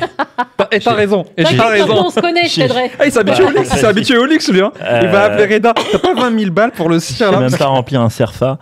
Mais ce qui est vrai, c'est que ce que tu gagnes de ce genre d'expérience, c'est que confiance. Après, ouais, la confiance sur la capacité à recréer un projet. Qui peut le plus, peut le moins. Donc là, je me sens bien. Si tu me lances sur un marché random, je prends les paris d'ailleurs. Si tu me lances sur, je sais pas, le marché des tracteurs. Des tracteurs. Je veux que tu me vendes des tracteurs nouvelle génération. Là, je te fais une boîte de tracteurs dans le métaverse avec des NFT pour chaque tracteur. Bah, magnifique. Et voilà. Non, mais au moins, ça a créé tellement de knowledge. J'ai vécu tellement de trucs intenses et j'ai l'impression d'avoir un PhD en business maintenant. En data. Ouais, c'est sûr que cette confiance, elle a de ouf, non? Ouais, c'est ça. C'est le premier asset que tu acquiers, c'est la knowledge et la confiance en toi pour faire des trucs derrière. Donc là j'ai moins peur de l'avenir qu'il y a 4 ans et demi, quoi. Est-ce que Stéphanie, t'as cette confiance ou pas? Ou t'as pas besoin parce que t'es sorti. Ouais, mais moi, je serais pas là si j'avais pas vendu Kappa. C'est-à-dire que moi, j'avais rien. C'était une question de vie ou de mort que ça marche. Ah ouais. Ouais, parce que tu vois, ma mère, elle gagne rien, elle a fait un AVC, elle est en fauteuil. Donc, mon obsession, c'était de me dire, il faut quand même que ça marche. Pour que je laisse pas ma mère dans la merde. Donc moi, comme toi, en revanche, l'argent, c'est pas un truc... tu vois, j'ai pas de passion comme avoir un avion, m'acheter des belles montres, mettre des berloutis aux pieds, des machins et trucs. Quoi, je m'en moque un peu. Ça se voit. Ouais, je sais bien, t'as vu. Et donc, moi, je ne l'ai pas fait pour ça. Mais en revanche, c'était super important pour moi, le plus important que tout, que ça marche, quoi. Mais que ça marche, pas qu'on vende, que la boîte grandisse, qu'on arrive à recruter, qu'on arrive à payer les collaborateurs et les intérimaires, parce que dans l'intérim, c'est une obligation légale aussi. Ouais. Voilà, tu vois, ça peut être très compliqué. Il faut que tu aies une caution, etc. L'intérim est super réglementé aussi. Ouais. Du coup, quand ça marche, alors, super réglementé, oui et non, hein, parce que quand je me rends compte que Easy Work, qui nous a fait chier pendant des années à se comporter pas de façon correcte, mais bien sûr que ça sort, et que je découvre au moment où ils partent en liquidation qu'ils ont 60 millions, je crois, de dettes d'État. Moi, j'avais un contrôle URSSAF tous les ans, et je me rends compte qu'ils ont 30 ou 40 millions de dettes URSSAF. Tu dis, mais ça marche comment les contrôles URSSAF dans la vraie vie? Mais ça, c'est des données qui sont avérées, c'est public. Bah, c'est dans le. Oui, c'est dans les échos pour le coup. Ah oui, voilà, c'est dans les échos. Donc tu te dis, toi, tu t'es fait chier avec tes 1,7 million plus tes 11 millions à payer l'URSSAF, à payer la TVA. Donc là, tu te rends compte juste que tes concurrents, ils ont 30 ou 40 millions de dettes URSSAF et 15 millions de TVA. Wow, unfair advantage, et tu te dis, mais ben, bien sûr que je l'ai vécu comme ça. Bah oui. Bien sûr que je l'ai vécu comme ça. Parce que toi, ça te et là, tu dis, mais surtout, comment ça peut marcher? Moi, j'avais un contrôle URSSAF tous les ans, quoi. Tous les ans, j'avais le contrôle du CIR, j'avais le contrôle du JEI, j'avais le contrôle URSSAF. mon contrôleur fiscal rue de la Banque, on se connaissait après, je l'appelais. Bonjour monsieur, c'est Stéphanie Delest. Bon, je vous envoie le cire là. Hein. Donc s'il y a le moindre problème, vous pouvez regarder. Mais bon, la première fois que j'ai fait le tir toute seule, ils m'ont filé un cours. Hein. Ils m'ont expliqué, ils m'ont dit bon alors Stéphanie, au début c'était bon Stéphanie là, vous faites ça comme non mais adorable. Mais bon, tu te dis exactement unfair advantage quoi. Tu te dis mais attends. Moi, j'ai fait ça et tu te retrouves avec tes concurrents qui ont levé quand même 60 ou 70 millions, qui ont eu les prêts de la BPI, les prêts du PGE, la dette URSSAF, la dette TVA. Ouais, tu te retrouves les levées faramineuses. Tu te retrouves face à une boîte qui t'a copié et qui, concrètement, j'en parle maintenant parce que bon, game over, hein, mais qui concrètement a levé, toi t'as levé 11 millions, quasiment 12. Ouais, 12. Et en face de toi, t'as quelqu'un qui a levé 150 millions factuellement, quoi. Ah oui, si tu tiens compte des dettes. Si tu comptes la dette État, bien sûr. Les dettes, c'est de l'argent quelque part. Ouais, bien sûr. Bien sûr. Je peux dire que quand le nous... Moldave. Quoi ? Il va rencontrer Igor le Moldave. Voilà, non, Yvan le Moldave. Donc, à un moment, moi j'adore le business, j'adore la compétition. Mais attends, j'aime bien quand c'est faire. Non, mais c'est hyper intéressant ce que tu dis, Stéphanie. Non, mais Stéphanie, c'est hyper intéressant. Ça veut dire que en fait, il y a deux mondes. Il y a le monde French Tech, marketing, tout ça, bullshit, machin. Et les business vrais, des traditionnels. Et t'as les business où, voilà, on joue avec les règles du jeu, il n'y a pas de unfair advantage, on essaie de dérouler et on crée de la valeur, et puis voilà. Et effectivement, d'ailleurs, mais après, ça te pousse aux fesses, hein, parce que nous, à un moment, comme on n'avait pas l'argent pour recruter 100 ou 200 ou 300 mecs, qu'on voulait pas prendre des commerciaux qui étaient auto-entrepreneurs. Fallait être smart. Mais tu vois, les levées de fonds, c'est un peu un cadeau empoisonné parce que ça t'incite pas à être smart. Hein. Quand tu lèves 60 millions, tu t'en fous d'être smart. C'est un peu enfant gâté, quoi. Ouais, exactement. Et puis dès qu'il y a un effort à faire, tu recrutes quelqu'un pour le faire, mais du coup, il faut recruter une RH pour manager le mec et tout. Et donc, en fait, c'est un cadeau empoisonné. Non, mais c'est ça que j'ai envie que... Moi, pour moi, c'est le message à passer à tous les entrepreneurs qui nous écoutent. C'est que avoir de l'argent, c'est effectivement un cadeau empoisonné. Beaucoup trop d'argent, oui. Mais bien sûr. Careful what you wish for. Ouais. Parce que quand le chèque de 50 millions arrive, t'es tout content. Et que les mecs en board, ils te poussent à le dépenser tous les mois pour que dans les 12 à 18 mois... Ça, c'est tous les boards, ça. Et bien évidemment. C'est pas vrai. Moi, je suis désolée. Hein. Moi, j'ai l'impression, quelquefois, quand j'interviens dans des confs ou dans des podcasts, que je suis la seule à avoir vécu ce que j'ai vécu avec mes investisseurs. Mais moi, pas du tout, quoi. Pas du tout. Aucune pression. Ah mais si, énormément de pression. À la renta. Moi, Philippe Colombel, ça lui arrivait de m'appeler à 23h le soir en me disant « Putain, Steph, tu viens de m'envoyer ton board pack, explique-moi, là, je comprends rien. Quoi ?» Mais tu vois, pour moi, alors, pardon, hein, je vais peut-être mal le dire et je vais passer pour la ringarde, mais moi, à chaque fois que j'ai pris de l'argent, je savais qu'il fallait que je le rembourse, quoi. Je savais qu'il fallait que je de le rembourse. Pour moi, l'argent des investisseurs, c'était pire que mon argent personnel. Il fallait que je fasse tout pour qu'un jour... Bah ouais, mais alors déjà, j'en avais pas, donc ça allait, mais... mais peut-être qu'ils en ont beaucoup. Ouais, mais tu vois, alors pardon, là aussi, je vais être... Mais aujourd'hui, j'ai la réputation d'être quelqu'un qui est frugal, qui est résiliente et qui fait gaffe à l'argent. Et donc, ça redevient un peu tendance et à la mode. Et moi, je suis hyper d'accord avec Steph. Pardon, je vais être agressif. Il n'y a rien d'agressif. Non, je m'attendais à me faire insulter. Pardon, mais moi, je regarde la dépense. Moi, je vais te dire, les investisseurs, ils m'ont jamais forcé. Alors, c'est vrai que j'ai passé beaucoup de temps avec eux qui m'ont aidé. Ils posent des questions en disant pourquoi on n'investit pas. Qu'est-ce qui se passe? Tu sais pas où mettre l'argent. T'as pas d'idée où investir. C'est vrai que le jour où on est parti avec Index, si tu veux, il a 100 boîtes et il parie sur les 10 ou 15 qui vont dépasser le milliard. Mais parce que c'est un fonds tellement extraordinaire quand même dans les personnalités qui y travaillent.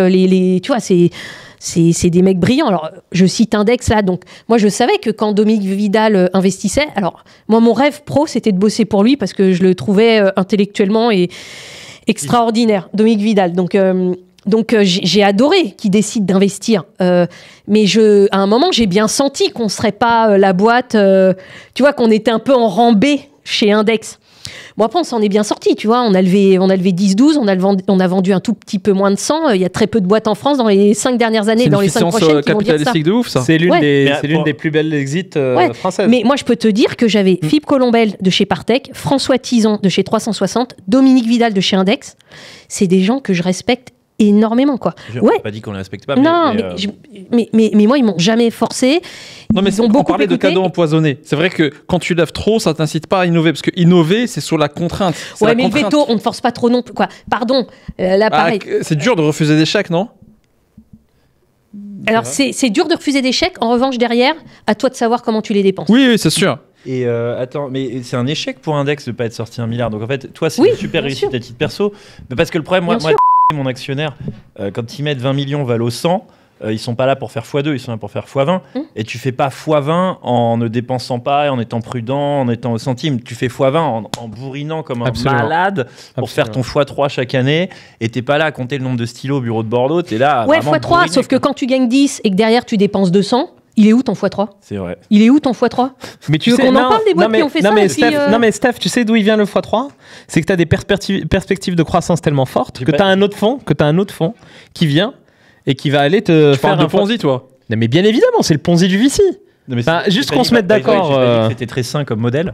Je te dis juste qu'en tout cas, le jeu, quand Index L'espoir, vient de voir, c'est que tu vailles 1 milliard. Et t'as Bien pas valu sûr. 1 milliard parce que. Et t'as très bien fait, mais t'as pas valu 1 milliard parce que t'as pas dépensé de manière à valoir 1 milliard un jour. Pour valoir 1 milliard un jour, il faut que tu crames. T'es une fusée, t'as une chance sur 2 d'exploser en vol, mais si Alors, tu prends pas ce risque-là, tu vas. Après, je vais te dire, là, pour le coup, pardon de parler de ce que je vais faire, mais Il va là, rien je vais lancer une boîte qui va être un SaaS B2B dans l'IA. Mais attends, mais moi je veux que Si tu en ça parles. marche. Attends, d'ailleurs, Tous tu les me laisses mots-clés une- qu'elle tu avait me pas, laisses elle une les a place, placés. on est d'accord. Non, mais- Attends, avant Tout ça qu'on pour dire continue. que moi, j'étais sur- Avant qu'on continue. Attends. Je réponds Ça va juste à être- Thierry on sur va Capa. lâcher- C'est là tu le me- modérateur, Tu c'est m'as le toujours pas modérateur. confirmé. Je peux investir dans ta boîte. Hein Reda, Elle sait c'est pas marrant. encore. Bah Elle ouais, sait pas encore. Elle veut pas. Il m'avance Non, c'est 2000 pas ce balles que et je- j'investis. Non, mais Prête-moi 2000 et moi, j'investis. j'étais sur un marché très particulier où la tech n'était pas forcément très valorisable. Oui. Parce que l'intérim, c'est un métier difficile, c'est un métier de service, où tu as des majors qui font très très bien le boulot. Et c'est vrai qu'on a eu cette petite fenêtre où les agences, les majors en particulier, ont vu ce qu'on faisait. Et donc, ils se sont dit, bon là, eux, ils ont vraiment une tech qui marche, quoi. C'était, si tu veux, on était tellement peu, et on avait tellement peu d'argent que pour le chiffre d'affaires qu'on faisait, il y avait une machine derrière qui travaillait à notre place. Donc là, c'était une certitude pour eux, mais on était rentable aussi. C'est-à-dire qu'en sortie de Covid, on s'est dit, il faut qu'on soit rentable. Rentable. Waouh, t'es un ovni, toi. Mais là où je te rejoins, en fait, aussi, peut-être Adecco aimerait pas que Tu je dise payais ça, les- même tu si payais c'est les des gens gens ou pas, Stéphane combien, Tu payais les gens Non, mais on n'était pas sur un secteur très sexy. Tu vois, il y a 5-6 ans, tu disais, je vais refaire toutes les fiches de paie. Alors, pardon, Péfit, je parle beaucoup de toi. Hein. Mais on va refaire les fiches de paie, c'était sexy. Aujourd'hui, tu te dis, mais ça sert à quoi, quoi ? Tu vois, la fiche de paie, elle coûte la même chose chez mon expert comptable que chez Péfit. Il est où l'avantage ? Pourquoi lever autant pour faire ça ? Alors qu'aujourd'hui, il y a plein de secteurs qui redeviennent sexy dans l'industrie, la robotique, la décarbonisation, l'IA, etc. Et là où je te rejoins, c'est qu'il y a des startups qui vont arriver, qui vont avoir besoin de beaucoup de cash pour aller très très vite parce qu'elles vont pouvoir prendre le marché mondial, quoi. Mais je dis juste, à la fois, si on était venu me voir en me disant, Stéphanie, on te file 300 millions, j'aurais dit oui. Et tu veux du cash out, j'aurais dit oui. Tout ça, ça m'est jamais arrivé, hein, je vous rassure tous. Mais après, voilà. Mais après, je pense pas que j'aurais dépensé cet argent de la même façon que tout le T'aurais monde. écouté Reda. J'aurais écouté. T'aurais Reda. écouté Reda. Exactement. Bah oui, il faut toujours écouter l'hôte de son podcast. Attends, pardon Reda, je finis là-dessus, mais il y a un signal qui montre que tu es dans une période un peu malsaine, c'est quand moi j'ai pris le ticket à 20 millions, c'était trop facile, honnêtement, et les gens me disent, enfin non, tu es au Hoxton, tu signes ça sur un coin de table, le BP à peine été relu, en fait, tu as une impression de facilité. Putain, ça doit être coupé au montage, je suis en train de penser aux avocats qui vont m'éclater, mais tu as une impression de facilité au moment où tu signes ça qui doit te mettre une alarme dans la tête qui dit, attends, là, les 20 millions, ils sont trop faciles. Warning. Il y a un karma quelque part, là. Ça va mal se passer. C'est trop facile. Les gens ne sont pas censés te filer 20 millions Comme sans ça. effort. Tu vois, tu as pris 2 cafés avec le type, vous ne connaissez pas, il te file 20 millions, Thierry, warning. Attends, mais c'était pas l'histoire où t'étais dans le café, t'as Incroyable. 3 Ça personnes m'est qui t'ont jamais arrivé reconnu. non plus, Attends, mais il faut qu'il raconte l'histoire parce que c'est quand même assez fou ce qui s'est Et- passé. Attends, et Moi, ça m'est l'actionnaire, jamais il va arrivé. m'éclater, mais c'est pas grave. Et donc, t'as Paul qui arrive à Paris, intéressé par le dossier, regarde 2-3 documents. Tu lui as le envoyé deck et tout. Comment Ouais. il a eu ton dossier ? Oui, forcément. Enfin, Ah, mais ils étaient en on était discussion. mis en relation, on D'accord. avait des discussions Ouais. préalables, il a regardé 2-3 docs. Sur Ça WhatsApp. l'intéresse. Tu l'as envoyé sur WhatsApp. Ouais, tu vois, mais bon, c'est pas la grosse. Un screenshot. C'était pas la grosse Mais- du deal du siècle. Et donc, il vient à Paris. c'est un énorme fonds, tu vois, ils ont vraiment des gros chèques. Et il vient à Paris et il dit Thierry, viens, on dîne ensemble, on discute parce que ça peut m'intéresser. Et je l'emmène dans un resto qui est à côté de mon bureau. Et là, coup de bol incroyable, t'as une personne qui me reconnaît, que je connais pas, et qui dit Ah, vous êtes le fondateur de Mastéos ? Ça doit être un pauvre type qui a regardé BFM. Mais non, tu l'as payé, arrête, c'est un étudiant. Attends, t'es pas au bout de tes peines, t'es pas au bout de tes peines. Et donc, il dit Ah, vous êtes le fondateur de Mastéos ? Je dis Oui, ah, incroyable. C'est une série Netflix, ça. Et donc là, t'as le VC qui dit Oh là, t'as l'air connu, toi. Et je continue, et on s'assoit à une table dans le japonais, et à ma droite, t'as quelqu'un qui dit mais vous êtes Thierry Vignal, le fondateur de Mastéos. Je fais, c'est mon jour. Et je fais, ouais, c'est ça. En même temps, je suis à côté du bureau. Enfin, je sais pas, il y avait peut-être un truc qui a fait que. Et ça t'arrive jamais? Bah, ça m'arrive, mais pas à ce niveau de fréquence. Si, ça arrive, ça arrive. La dernière fois au Café Charlot, t'avais un gars qui était là. Non, mais honnêtement, là, et donc en sortant, il y a encore un type qui me reconnaît. Et là, le bol a pété les plombs. Ouais, 3 en l'espace de 2 heures. Il a dit, c'est pas possible, en fait, j'ai raté un truc. Le mec a l'air super connu. Alors qu'en vrai, c'est juste les 3 ont dû regarder BFM la veille, je sais pas. Et du coup, il s'est dit, je peux pas rater ça. Il a signé le truc, quoi. Bon, c'est un peu réducteur parce qu'il a quand même creusé un peu la data room et tout. Non, un junior a creusé.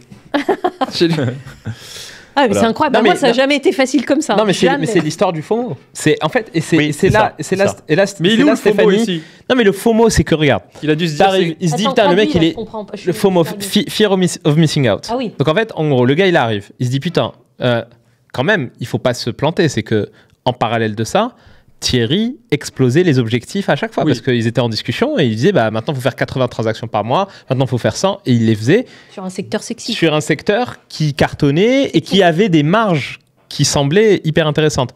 En parallèle, il vient le voir, le mec est sexy, il se dit putain mais en fait la marque, le winner, s'il doit y avoir un winner, c'est lui. Ouais. Et donc, moi, je lui en veux pas. Je me dis, quand même, c'est. Fast mover, quoi. Il faut bouger vite. Dans le VC, il faut bouger vite parce que les deals sexy, ils restent pas très longtemps sur le marché. Et moi, j'ai plein de VC français qui me disaient, en fait, on n'avait même pas le temps de regarder les dossiers. Ouais. Parce que les Américains arrivaient et c'était, OK pour 200 millions et ça se décidait en 24 heures. Quoi. Oui, ouais. Moi, j'ai jamais eu cette chance-là. Hein. Jamais. Mais parce qu'il y a beaucoup de sujets autour du marketing, Steph. Le marketing est devenu un élément clé des stratégies de levée de fonds. T'as vu, je commence à le bosser un peu là. Ouais, c'est bien. C'est bien.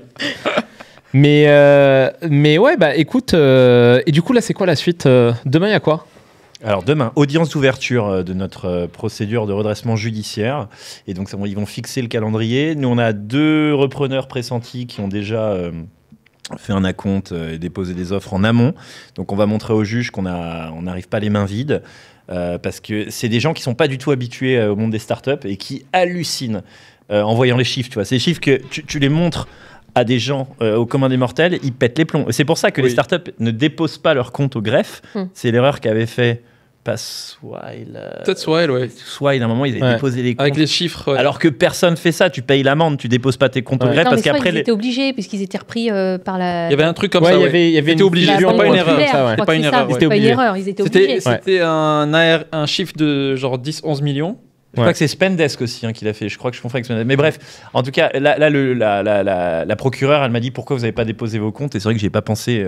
Dans le milieu, on dépose pas ses comptes parce que sinon on se fait épingler par la presse parce qu'on burn 30 millions pour 10 de chiffre d'affaires et ils pètent. Les gens, ils hallucinent quand ils voient ça. Ah ouais, moi, il y a un tweet d'un mec qui a repris nos. Parce qu'en fait, t'as le résultat. Même si tu caches le chiffre, t'as le résultat. Et un jour, le mec, il me troll. Il met en commentaire, oui, mais il faut surtout pas faire faillite. Et il montre le graphe de combien on burn par an. Et là, le tweet, il a explosé parce que les gens, ils ont dit what? Parce que je fais beaucoup de vidéos là avec beaucoup de vues, tu vois. Donc il y a des gens parfois qui disent ah, je te connais, machin. Et du coup, les gens se disent mais c'est sa boîte ce mec, mais comment elle est en vie alors qu'elle burn autant, tu vois? Et il a fait 100 000 vues le tweet. Mais c'est un truc de ouf. Ah ouais. Juste le graphe de combien de résultats on fait par an. Non mais attends, mais Rassem c'est une star des réseaux sociaux. Attends, il faut savoir un truc, c'est que c'est un influenceur, il fait des millions de vues. Il a 100 000 followers. Il gagne de l'argent sur YouTube. Il gagne plus sur YouTube que son salaire de CEO chez Legal Place. Si je suis comme lui, j'aurais au moins YouTube qui me paiera, tu vois. Au lieu de venir te taxer et dormir chez toi, Reda.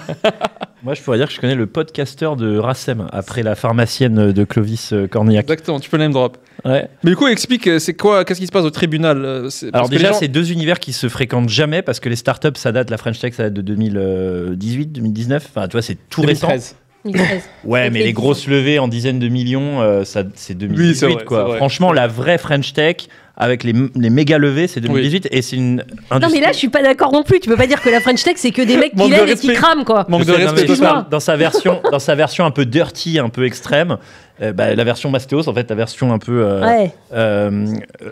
extrême, Dopée.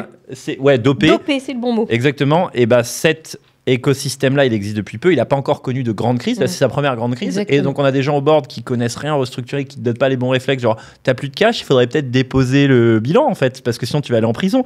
Ça, personne te le dit, tu vois. Alors- Et les mecs, ils attendent Là, le tu le sais dernier pas, moment. ça. C'est pour ça qu'il faut expliquer. Alors, c'est ce que j'ai dit à Thierry. Moi, je connais le meilleur avocat en restructuring, Nicolas Urban. Si vous avez besoin de son téléphone, vous me contactez sur Grosse LinkedIn. pub. On le mettra, Le meilleur. on le mettra en description de la vidéo YouTube. Mais alors, pour expliquer un peu ce que raconte Thierry, c'est que quand tu es dirigeant d'une entreprise, quand tu es mandataire social, tu as une responsabilité à déclarer la cessation des paiements, si jamais tu n'as plus les moyens de payer.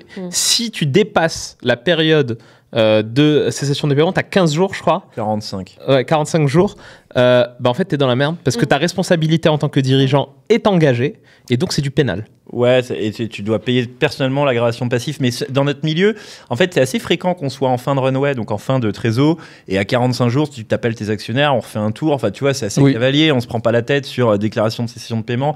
C'est que dans les moments de crise où le refinancement, en fait, il se faisait automatiquement avant, et tu pouvais te permettre d'attendre le dernier moment, là, il se fait plus. Et là, non, c'est pas passé, la term sheet est arrivée trop tard. Et... Les investisseurs qui sont chez toi, les actionnaires, ne disent plus « Ok, je te file encore plus. automatique. Ils rallongent plus. Et ça prend du temps, et on n'était pas habitué. Et donc, tu te retrouves face au juge avec automatique. 0 en caisse. Tu vois. Et le mec, Moi, j'ai jamais fait de bridge. Ah ouais, bah oui, t'as fait 2 levées, quoi. Bah, Ouais. Et du coup, la responsabilité du mandataire social, c'est vrai que dans la culture publique, dans la grande dans le grand public, c'est pas forcément ça, mais quand tu es dirigeant d'une société, tu es responsable pénalement de ce que fait ta société. Au-delà de faire faillite, etc., même ce que fait ta société, les erreurs qu'elle peut faire, etc., à la fin, c'est toi qui en réponds d'un point de vue pénal devant le juge. Et ça, on s'en rend pas compte. Même si tu sais pas forcément ce qui se passe. Quand tu te mets gérant au cabis, tu te dis pas à un moment, je vais avoir un bracelet électronique à la cheville, tu vois, tu te dis, je vais mettre sur Tinder que je suis PDG, c'est cool, mais en fait, c'est pas cool. Quand tu regardes Netflix et que tu vois Silicon Valley, tu te dis, c'est cool, j'ai craché ma boîte. Et après, je rentre chez moi et je raconte ça.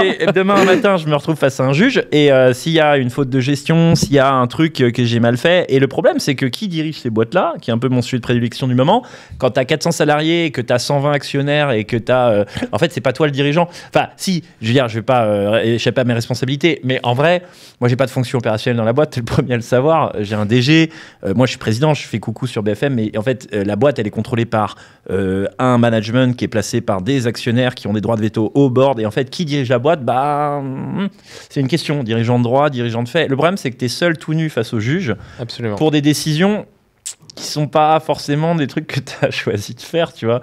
Tu as un board, il y a 12 personnes, c'est pas toi qui prends la décision. Moi, quand je vais pisser, je dois convoquer un board, tu vois. Donc, en fait, qui est dirigeant des boîtes? Et c'est le mec surtout dans des boîtes qui sont financées par des VC à des stades très avancés, où il y a effectivement des droits de veto qui sont très forts sur les BP, sur les il y a une implication de pas mal de stakeholders qui est bienvenue à certains moments, mais il y a un moment, quand c'est pas toi qui as pris la décision, mais que c'est toi qui es tout nu face au juge, à devoir te justifier, c'est un peu dur, parce que ça crée une dissonance entre ta responsabilité et ton pouvoir. Bon, c'est un peu le sujet du moment, et on va le vivre. T'es seul face au juge. Très seul, ouais, absolument.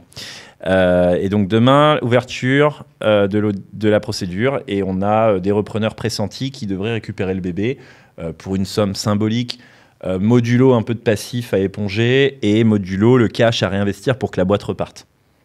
Ouais. Sinon, c'est le mandataire, c'est quelqu'un qui va devoir renégocier avec tous les prestataires pour réduire les... Parce qu'en fait, tu as des dettes quand tu n'arrives plus à payer, tu as des dettes envers des clients. Tu as des créanciers sociaux, bancaires, fiscaux. Tes clients, tes fournisseurs, tes salariés. Et donc, quelqu'un vient et essaye de négocier à la baisse tout pour tout le monde payer. Tout le monde t'envoie un Moldave pour se faire payer sa facture.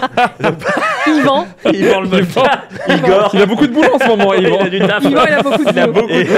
Et en fait, tu te places sous protection judiciaire et c'est l'administrateur qui arrêtez de faire chier Thierry, il parle pas moldave et c'est pas lui qui a la carte pro, c'est moi maintenant. Donc c'est moi Donc il y a un gars qui vient, qui gère vraiment la boîte de facto, et c'est Ouais. lui qui va négocier, est-ce paye, qui qu'on paye garde pas. un peu d'argent de la trésor qui reste pour payer un tel. Il en reste plus beaucoup, c'est le problème des startups, et c'est que nous on arrive, tu vois, en mode chill devant le juge avec 0 en caisse, et les mecs te disent mais attends, tu viens pas en procédure avec 0. Normalement il y a des franchises Buffalo Grill qui arrivent avec 6 mois de trésor et qui peuvent tenir une procédure, tu vois. Et nous, bon, je suis pas le seul parce que j'ai plein de copains dans la PropTech qui partent en RJ aussi malheureusement, et je leur dis mais t'as combien de runway? Bah j'ai plus de runway, sinon j'aurais pas déposé le bilan si j'avais du runway.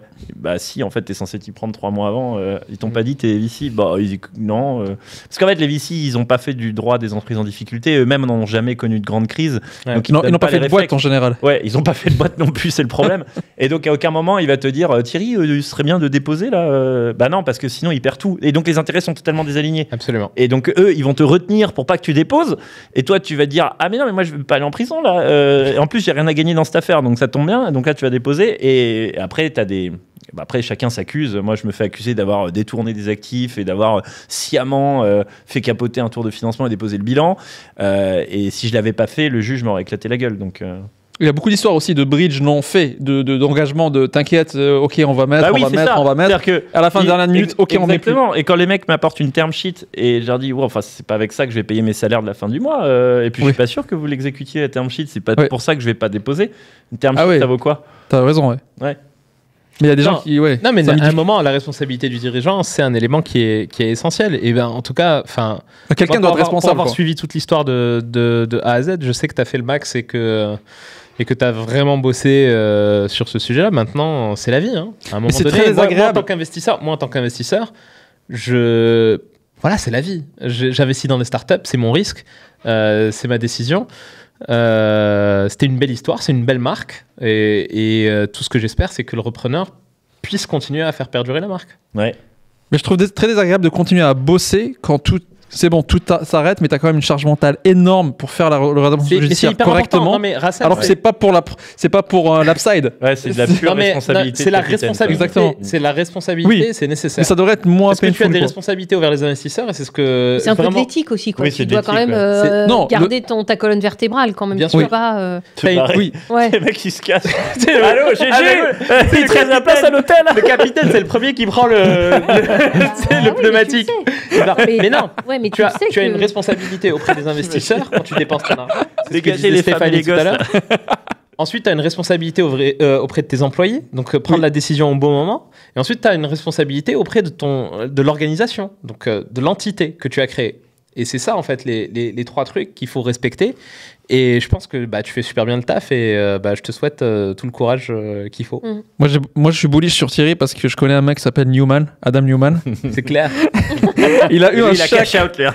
Lui, il a cash out. Il a bien cash Il a out. surtout eu un cash de Andreessen Horowitz Ouais. pour une Sur- autre boîte. Sur un PowerPoint, il a Sur un levé PowerPoint, 850 exactement. millions. Donc j'espère que quelqu'un Non, après, Bah, va mettre appeler ça. Andreessen. Ouais. c'est clair. Après, il a ramené quand même tout son portefeuille d'immobilier qu'il a construit grâce à WeWork sur Ah la bon table de son nouveau deal. Ouais, Ah, il a mis dans cette boîte-là. ouais. Ça vaut, c'est un truc qui vaut 200 millions. Donc Ça vient de son cash out, ça. Ouais. Pas que de son cash out, il l'a construit en construisant WeWork. Oh, ok. Il a acheté de l'IMO. Via Mastéos. I wish. Mais attends, ça a duré pas mal là. On est en train de déborder. Mais il y avait tellement de choses On à était bien. raconter. Ah, mais Grave, on est bien. on là. était bien. Continuer un peu, non? Ouais. Il y a plein de moments qui vont être coupés au montage, de toute façon. Ça a duré 10 minutes. le Non mais truc. attends, alors il faut savoir qu'il n'y a rien qui sera coupé au Toutes montage. les mentions de Yvan, je vais Non, sauter c'est pas déjà. vrai, je suis mort. C'est fini pour moi. De toute façon, j'ai plus rien à perdre. Donc allez-y, attaquez-moi, les avocats. Il n'y a rien qui sera coupé au montage parce que c'est un montage live. Donc c'est ça qui est beau aussi, c'est qu'on est vraiment dans une discussion entre potes et on discute. Donc voilà. Et Steph, il y a une super actu. Ouais. C'est que tu es un nouveau jury dans Qui va être mon associé. Donc ça, c'est une première aventure. Ça, c'est vraiment cool.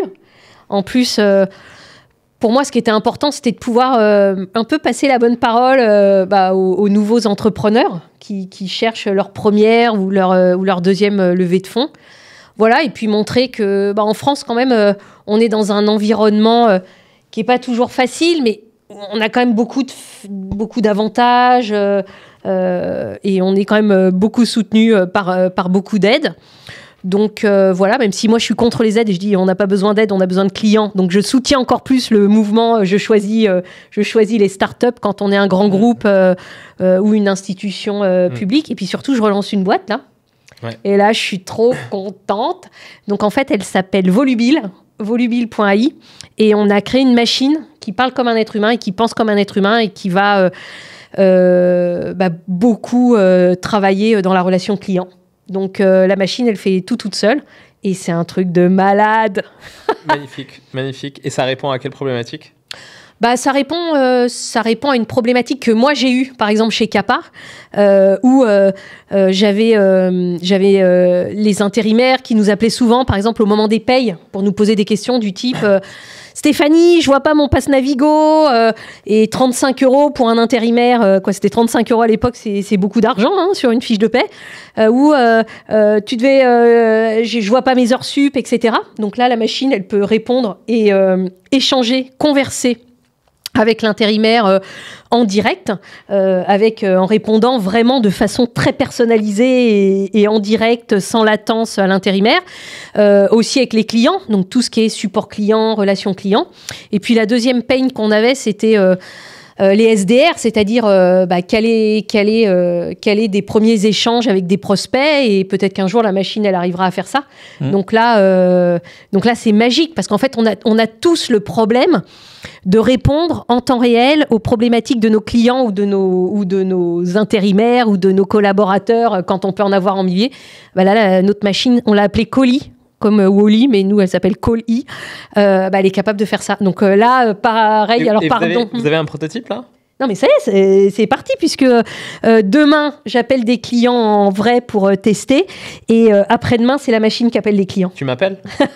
Ouais, je t'appelle. Alors, Est-ce que Colis peut prendre un accent du Sud ? Ouais, Colis peut prendre un accent du Sud. Wow. Colis peut changer de langage, c'est-à-dire elle peut commencer à parler en français et puis elle se rend compte que t'as des origines italiennes ou espagnoles, elle va passer dans un autre Bonjour, langage. c'est Colis de Volubile. Ouais. C'est pour vous vendre un appartement à Boulogne-sur-Mer. Voilà. C'est Mastéos, mais alors Ouais. ça fait Mais plaisir. Hein. Ouais. Non, honnêtement, moi je suis super enthousiaste de pouvoir vivre cette révolution de l'IA, quoi. Ouais. Et ça- C'est ça un en est truc où de... Ça en est où, là ? Comment ça en est où ? Je viens de te dire, Non, on mais lance demain. attends, vous êtes une équipe de combien ? C'est Ah oui, t'as raison. Alors, Vous burnez combien ? alors on est 3 fondateurs. Vous êtes en LRJ quand ? Alors jamais, j'espère. Là, là, on est en B2B SaaS. Ah ouais. Merde, quoi. Tu Là, on m'as est raté, plutôt quoi ? sur... Désolé, on peut- c'est une voilà. question de marketing, là. Et donc, on est 3 fondateurs. Donc, Julien Ross, qui était mon CTO chez Kappa, et Maxime Yanezelli, qui était mon directeur produit chez Kappa. Tous les deux sont des anciens de mafia. chez Criteo. Comment ? Mafia Kappa. Théo ? Ouais.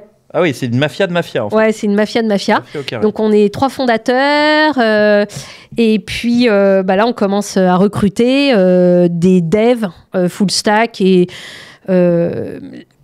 pas beaucoup de commerciaux, puisque nous la machine c'est la machine qui va vendre la Il machine. faut utiliser votre propre. Exactement. Donc en fait c'est magique, quoi. Ça, c'est C'est beau, magique. ça. Ouais, ça Ouais, c'est j'adore. beau Ça ça. enverrait un mauvais Mais signal surtout- si t'avais des vrais Non, je saillies. te c'est jure. clair. Moi je parle avec Ça la marche pas machine, pour quoi. nous, mais. C'est un truc Oui. de dingue. Mais c'est quoi, c'est GPT en dessous ou pas? C'est OpenAI ou pas du tout? Alors nous on fait pas d'LLM nous-mêmes. Hein. Oui. Alors c'est pour ceux comme qui quand savent on pas, codait, pour on ceux qui faisait savent pas de Python. LLM, c'est Large Language Model, c'est la technologie sur laquelle s'appuie ChatGPT, Mistral, Facebook, enfin tous les trucs liés de Facebook et compagnie. Mais juste. Voilà, donc nous on s'appuie sur ces grosses technologies très pointues et qui nécessitent beaucoup d'argent parce qu'il faut investir beaucoup dans des serveurs pour Dans les cartes calculer, graphiques, ouais. voilà, et dans des cartes graphiques. Donc nous on s'appuie sur ces technologies comme les développeurs par exemple s'appuient sur Python ou sur Java. Nous on s'appuie sur ces technologies pour créer notre propre technologie, Colis. Voilà, mais vraiment ce qui se passe dans l'IA c'est Fascinant, ouais, c'est fascinant, voilà, Ouais. c'est vraiment le bon mot, et ça va vraiment toucher tous les secteurs, ce qui va être fait en médecine, ce qui va être fait Bah, nous, dans le droit, c'est énorme aussi. Ouais, C'est dans un le des droit. use cases qui Non mais Bien attends, sûr, alors bien sûr. attends, et pour enchaîner, donc on a un que peu la toutes les data informations. plus. Vous êtes enlevé? C'est tout ce qui l'intéresse. alors Alors, je suis allée voir mes investisseurs préférés, ceux que j'aime beaucoup. Et leur leçon, c'est de dire, tu sais, Stéphanie, pour bien lever une belle valo, parce qu'on est sûr que notre produit va vraiment changer le monde, il faut d'abord que tu aies des clients. Donc là, ça y est, on commence à avoir nos premiers clients, on teste. Et, regardez, elle n'a pas besoin de clients, il peut mettre direct. Mais moi, je mets direct. Non, c'est cool. Déjà, toi, tu valides le modèle et le projet auprès de la terre je valide entière. pas le modèle, le projet. La fondatrice. Je valide l'entrepreneur. Non, mais c'est vrai. C'est mon critère numéro 1. C'est je te connais et honnêtement, quoi que tu fasses, j'investis. Et si tu as des origines marocaines, il a un fonds marocain qui met aussi de l'argent. Alors, j'hésitais à en parler. Alors vas-y, à toi de parler, parce que nous on a beaucoup parlé à toi. Vas-y. Non, mais j'hésitais à en parler, mais si vous êtes entrepreneur marocain, vous avez un projet. Vous faites de l'EBITDA. Pas pour l'instant, mais au moins vous avez de la visibilité sur l'EBITDA. Non, mais quelle que soit la région où vous vous trouvez sur Terre, on ira vous chercher. Venez, envoyez-moi un message. Je suis hyper à l'écoute parce qu'il y a pas mal de choses qui se passent en ce moment au Maroc. On a envie de financer les entrepreneurs marocains. On a envie de financer cette diaspora marocaine qui est exceptionnelle et qui monte pas mal de super boîtes. Je peux pas en dire beaucoup plus, mais en tout cas, envoyez-moi vos decks, envoyez-moi vos projets et discutons. Pourquoi on te les envoie ? Alors, vous pouvez m'envoyer un message. Je vous mettrai un truc dans la description YouTube ou sinon directement sur LinkedIn. Vous m'ajoutez sur LinkedIn, m'envoyez un message. Il y a plein d'entrepreneurs qui font ça déjà. Mais clairement, vous êtes marocain, vous êtes de la diaspora, vous montez une start-up. Je suis hyper intéressé. Mais moi, tous les domaines. Tous les domaines. Médecine, IA. Everything. B2C. Pour ceux qui ne savent pas, j'ai contribué au lancement d'un fonds d'investissement qui s'appelle 212 Founders. 212 qui est en fait l'indicatif pour appeler au Maroc. Donc c'est ça le branding. Et c'est un fonds de 50 millions d'euros. On investit des tickets entre 300 et 600 000 euros dans des startups qui sont montées par des Marocains partout dans le monde. Et là, il y a pas mal de choses qui sont en train de se passer. On a encore plus de capitaux et on a envie de continuer à financer des entrepreneurs marocains. Belle initiative. On va faire 33 founders tous les deux. Ouais. Ça va être bien vu. C'est la bonne époque pour lancer ça. Les mecs n'ont rien compris. Mais super. Bon, malheureusement, le temps presse. Je voulais qu'on parle du Bitcoin. Ah oui. Avant de parler du Bitcoin, moi je suis curieux de savoir comment Stéphanie comment t'es sélectionnée dans le jury de Qui veut être mon associé. Les dessous du... Ouais, grave. Je pense que beaucoup de gens sont intéressés. Ouais. Raconte. D'accord. Alors, en fait, c'est une de mes amies, Anne-Laure Constanza, qui a été sollicitée, je pense, par la production de l'émission. Peut-être pour elle-même, mais qui pouvait pas la faire et qui leur envoyait un SMS en disant écoutez, moi je connais la meilleure entrepreneure française, oui c'est moi, appelez-la, je pense que elle a plein de choses à vous dire. Et donc j'ai rencontré les deux directeurs de prod qui sont en charge de toute l'émission pour M6 au drugstore en haut des Champs-Élysées pour un entretien d'embauche. Et puis après, un des directeurs des programmes d'M6 est arrivé, là aussi, pour continuer l'entretien d'embauche. Puis à la fin, ils m'ont dit, Steph, c'est cool, on aimerait bien que tu sois là parce que, bon, moi, j'ai une histoire un peu particulière. Je viens de la cité à Vitry-sur-Seine. J'ai été élevée par une maman toute seule. J'ai déjà eu une femme de ménage en RTT ? Non. Bon, t'as pas vécu la vraie vie alors. Ouais, non. Parce que non, j'ai pas eu de femme de ménage. Et j'ai commencé à bosser, j'avais 14 ans, parce que ma mère avait du mal à me payer mes études. Donc j'ai commencé à être vendeuse, à couper des oignons, voilà. Et donc, je pense que cette histoire, ils ont pensé, et moi je pense aussi que ça peut intéresser quand même... Parle. Beaucoup, voilà, elle peut parler à beaucoup de gens en montrant que, à force de beaucoup de travail, parce que moi j'ai vraiment bossé comme un chien, on peut y arriver. Et donc, quand j'ai été sélectionnée, d'abord j'y croyais pas, et puis je me suis dit, finalement j'ai un message à porter que on peut tous y arriver. On peut tous y arriver en France, donc parce que voilà, il y a quand même un écosystème qui est là, le fait qu'on se parle, qu'on s'échange des tips. Maintenant qu'on se connaît, moi je t'appellerai peut-être en disant tiens j'ai un truc juridique, voilà. Pas de RJ. Et voilà, donc je me suis dit c'est le bon moment. Non, la RJ, je t'ai dit, c'est Nicolas Urban, Binel Matisse. Attends. Non, on a dit B2B. Pour chaque mention, elle est payée. Non, mais c'est le meilleur, donc allez-y, quoi. Et voilà, donc c'est un super moment. C'est un super moment. Ça s'est fait vraiment de façon très naturelle. Et puis, cette année, c'est cool parce qu'il y a les 4 mousquetaires, donc Marc Simoncini, Éric Larchevêque, Anthony Bourbon et Jean-Pierre Nadir. Et puis, on est 3 nouveaux avec Tony Parker. Donc ça, c'est quand même un truc de ouf. Kelly Massol, ma grande copine. Et puis moi, donc voilà, c'est sympa. Puis, en fait, j'étais aussi stressée que les entrepreneurs. Hein. Oh là là, j'avais peur parce que dans la vraie vérité, c'est qu'on est au courant de rien. Donc, t'arrives le matin, ils te maquillent, tu t'habilles, tu pars en plateau. Là, t'arrives, t'as un décor. Donc, on te fait parler du décor. On dit, tiens, tu penses que c'est quelle start-up? Alors, quelquefois, bon, je peux pas tout dévoiler, mais bon, quelquefois, t'as des décors. Tu dis, ah, bah tiens, ça, c'est peut-être plus pour les enfants, ça, c'est peut-être plus pour la bouffe, ça, c'est peut-être plus pour la sécurité. Bon, blablabla. Et ensuite, les entrepreneurs arrivent. Et là, c'est eux qui pitchent pendant, tu vois, 10-15 minutes. Après, toi, tu as 20-30 minutes pour leur poser des questions. Ouais. Et ensuite, tu dois décider tout de suite si tu décides d'investir ou pas. Et investir, c'est pas du bullshit. Derrière, mais alors, c'est vrai, tu mets vraiment le J'ai pognon. investi. T'as investi dans c'est vraiment combien de nous qui mettons le pognon. T'as investi Donc, c'est dans pour ça combien que moi, de je fasse beaucoup moins que les autres, hein, parce que j'ai pas du tout la fortune d'un Tony Parker. Et puis après, moi, je suis plus B2B et tech. Oui. Alors que c'est vrai que dans cette émission, C'est grand public, donc il y a de tout. voilà, t'as beaucoup de B2C quand même, Ouais, ce qui est bien sûr. normal. Hein. C'est ce qui donne envie au grand public, c'est le B2C. Bien sûr. Mais ce que je trouve génial, quand même, c'est d'abord, c'est une des émissions préférées des jeunes. Oui, c'est Donc fou, hein. super encourageant Très regardé. pour notre pays, quoi. Tu vois, voilà. C'est une émission. Tony Parker, il le dit. Il a dit s'il est venu, c'est parce qu'il y a de la gentillesse et de la bienveillance. Alors quelquefois, tu peux pas tout prendre, mais quand même, tu te mets vachement facilement dans la peau de l'entrepreneur qui joue sa vie, quoi. C'est fou, hein. Et c'est vraiment, ouais, pour moi, c'est une expérience super, super cool, quoi. T'as investi dans combien de boîtes? Je peux pas dire. Ok. Et t'as tourné combien d'émissions là? Donc là, il va y avoir, je crois, 8 semaines d'émission. Et première diffusion le 17 janvier à 21h10.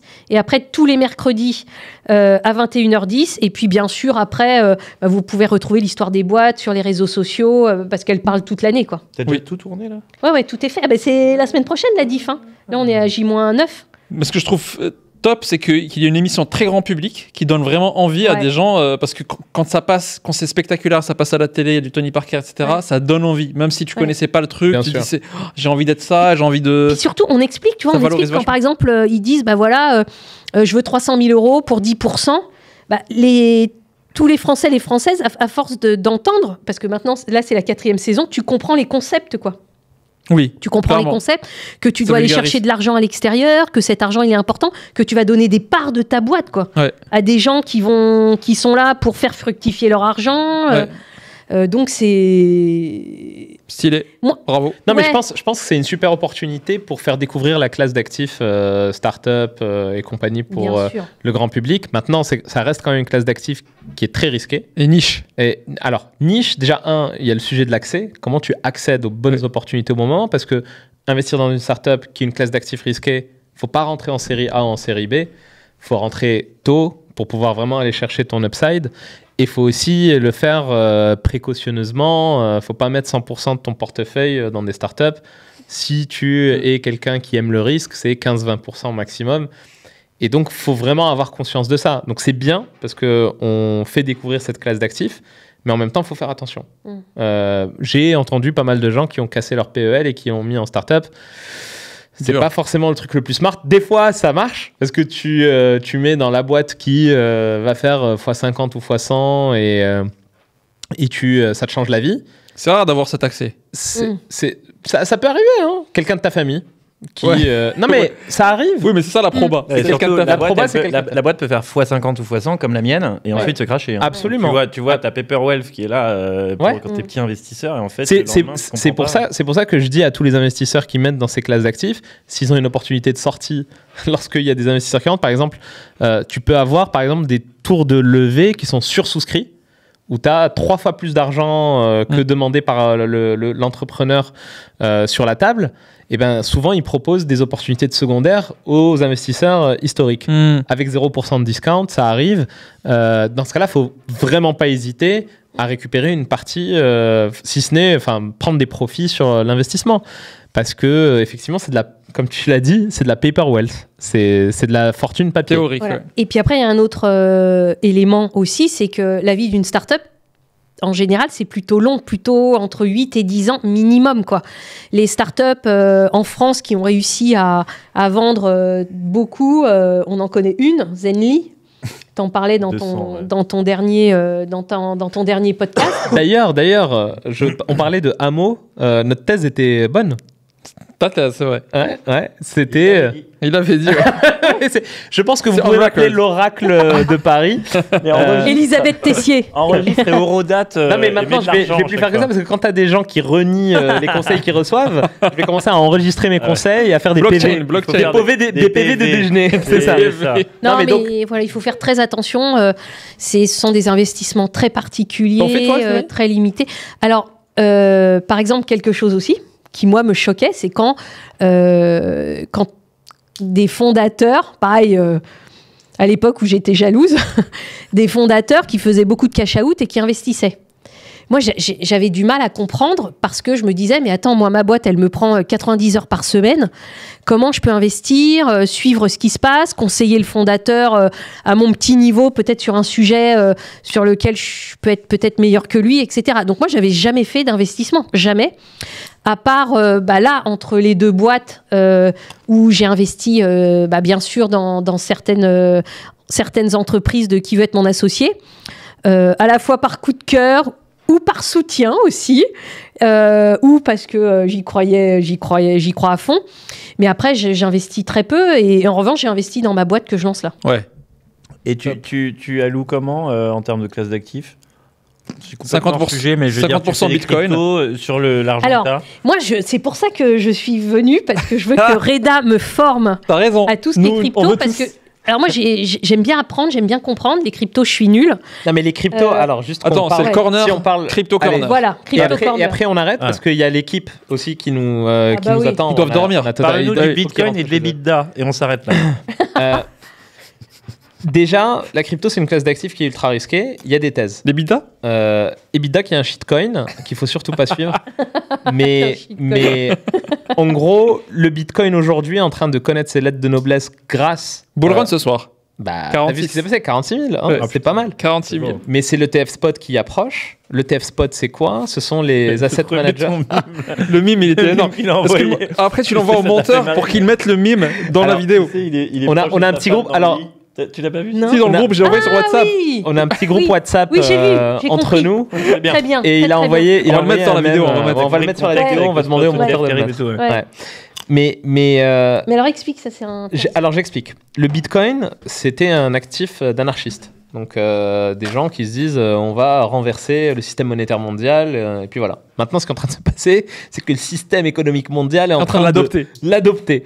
Donc des acteurs comme BlackRock, Vanek, Ark Invest, Citadel et compagnie sont tous en train de travailler à lancer des ETF spot Bitcoin. C'est quoi un ETF spot? Il y a eu des ETF synthétiques, donc en fait c'est des trucs ou des futurs sur le Bitcoin, donc c'est de la pure spéculation avec pas de réelle détention des actifs Bitcoin en dessous. Mais là ces ETF spot, ETF ça veut dire Exchange Traded Fund, ce sont des fonds qui sont tradés sur les échanges, donc en fait ils ont des titres qui peuvent être vendus, achetés, vendus. Ces fonds vont détenir des vrais bitcoins. Ça veut dire que quand En collatéral. en collatéral, ouais. en sous-jacent. Donc ça veut dire que BlackRock Ils sont en train d'acheter. ça fait un moment, ça fait Ouais. 1 an et demi qu'ils Ils sont sont en train d'acheter. d'accumuler des bitcoins Ça fait pour un an et demi, c'est pour ça. adosser Ok. leur indice dessus. Ça fait 1 an et demi que des analystes ont identifié sur la blockchain des mouvements récurrents, des montants sur des De wallets. BlackRock et Qui sont, compagnie. exactement. Oui. Et on ne savait pas. Oui, ne on sait savait pas qui avait. Mais C'est la beauté quelqu'un du qui Bitcoin. achète 50 millions par jour de Bitcoin, enfin, je pense que la question est vite répondue. Donc, Jeune entrepreneur. donc, en fait, ce qui est en train de se passer, c'est que le Bitcoin est en train de devenir un actif de qualité.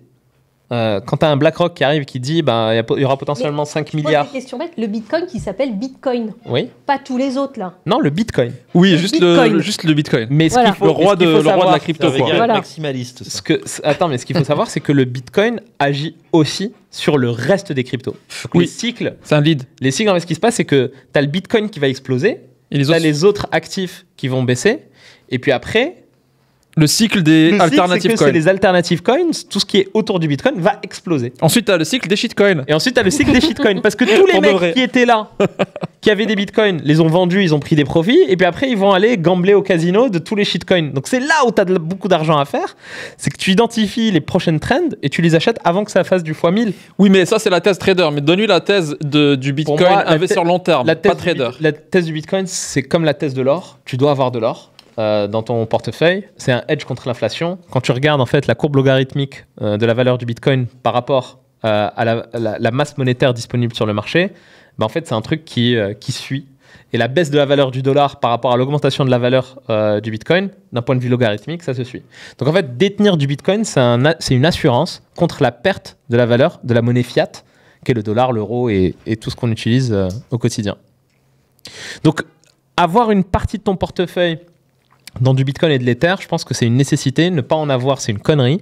Mais même là où tout le monde dit que c'est très très cher en ce moment. Non, c'est pas très très cher parce que de toute façon, la monnaie fiat continuera toujours à perdre de sa valeur.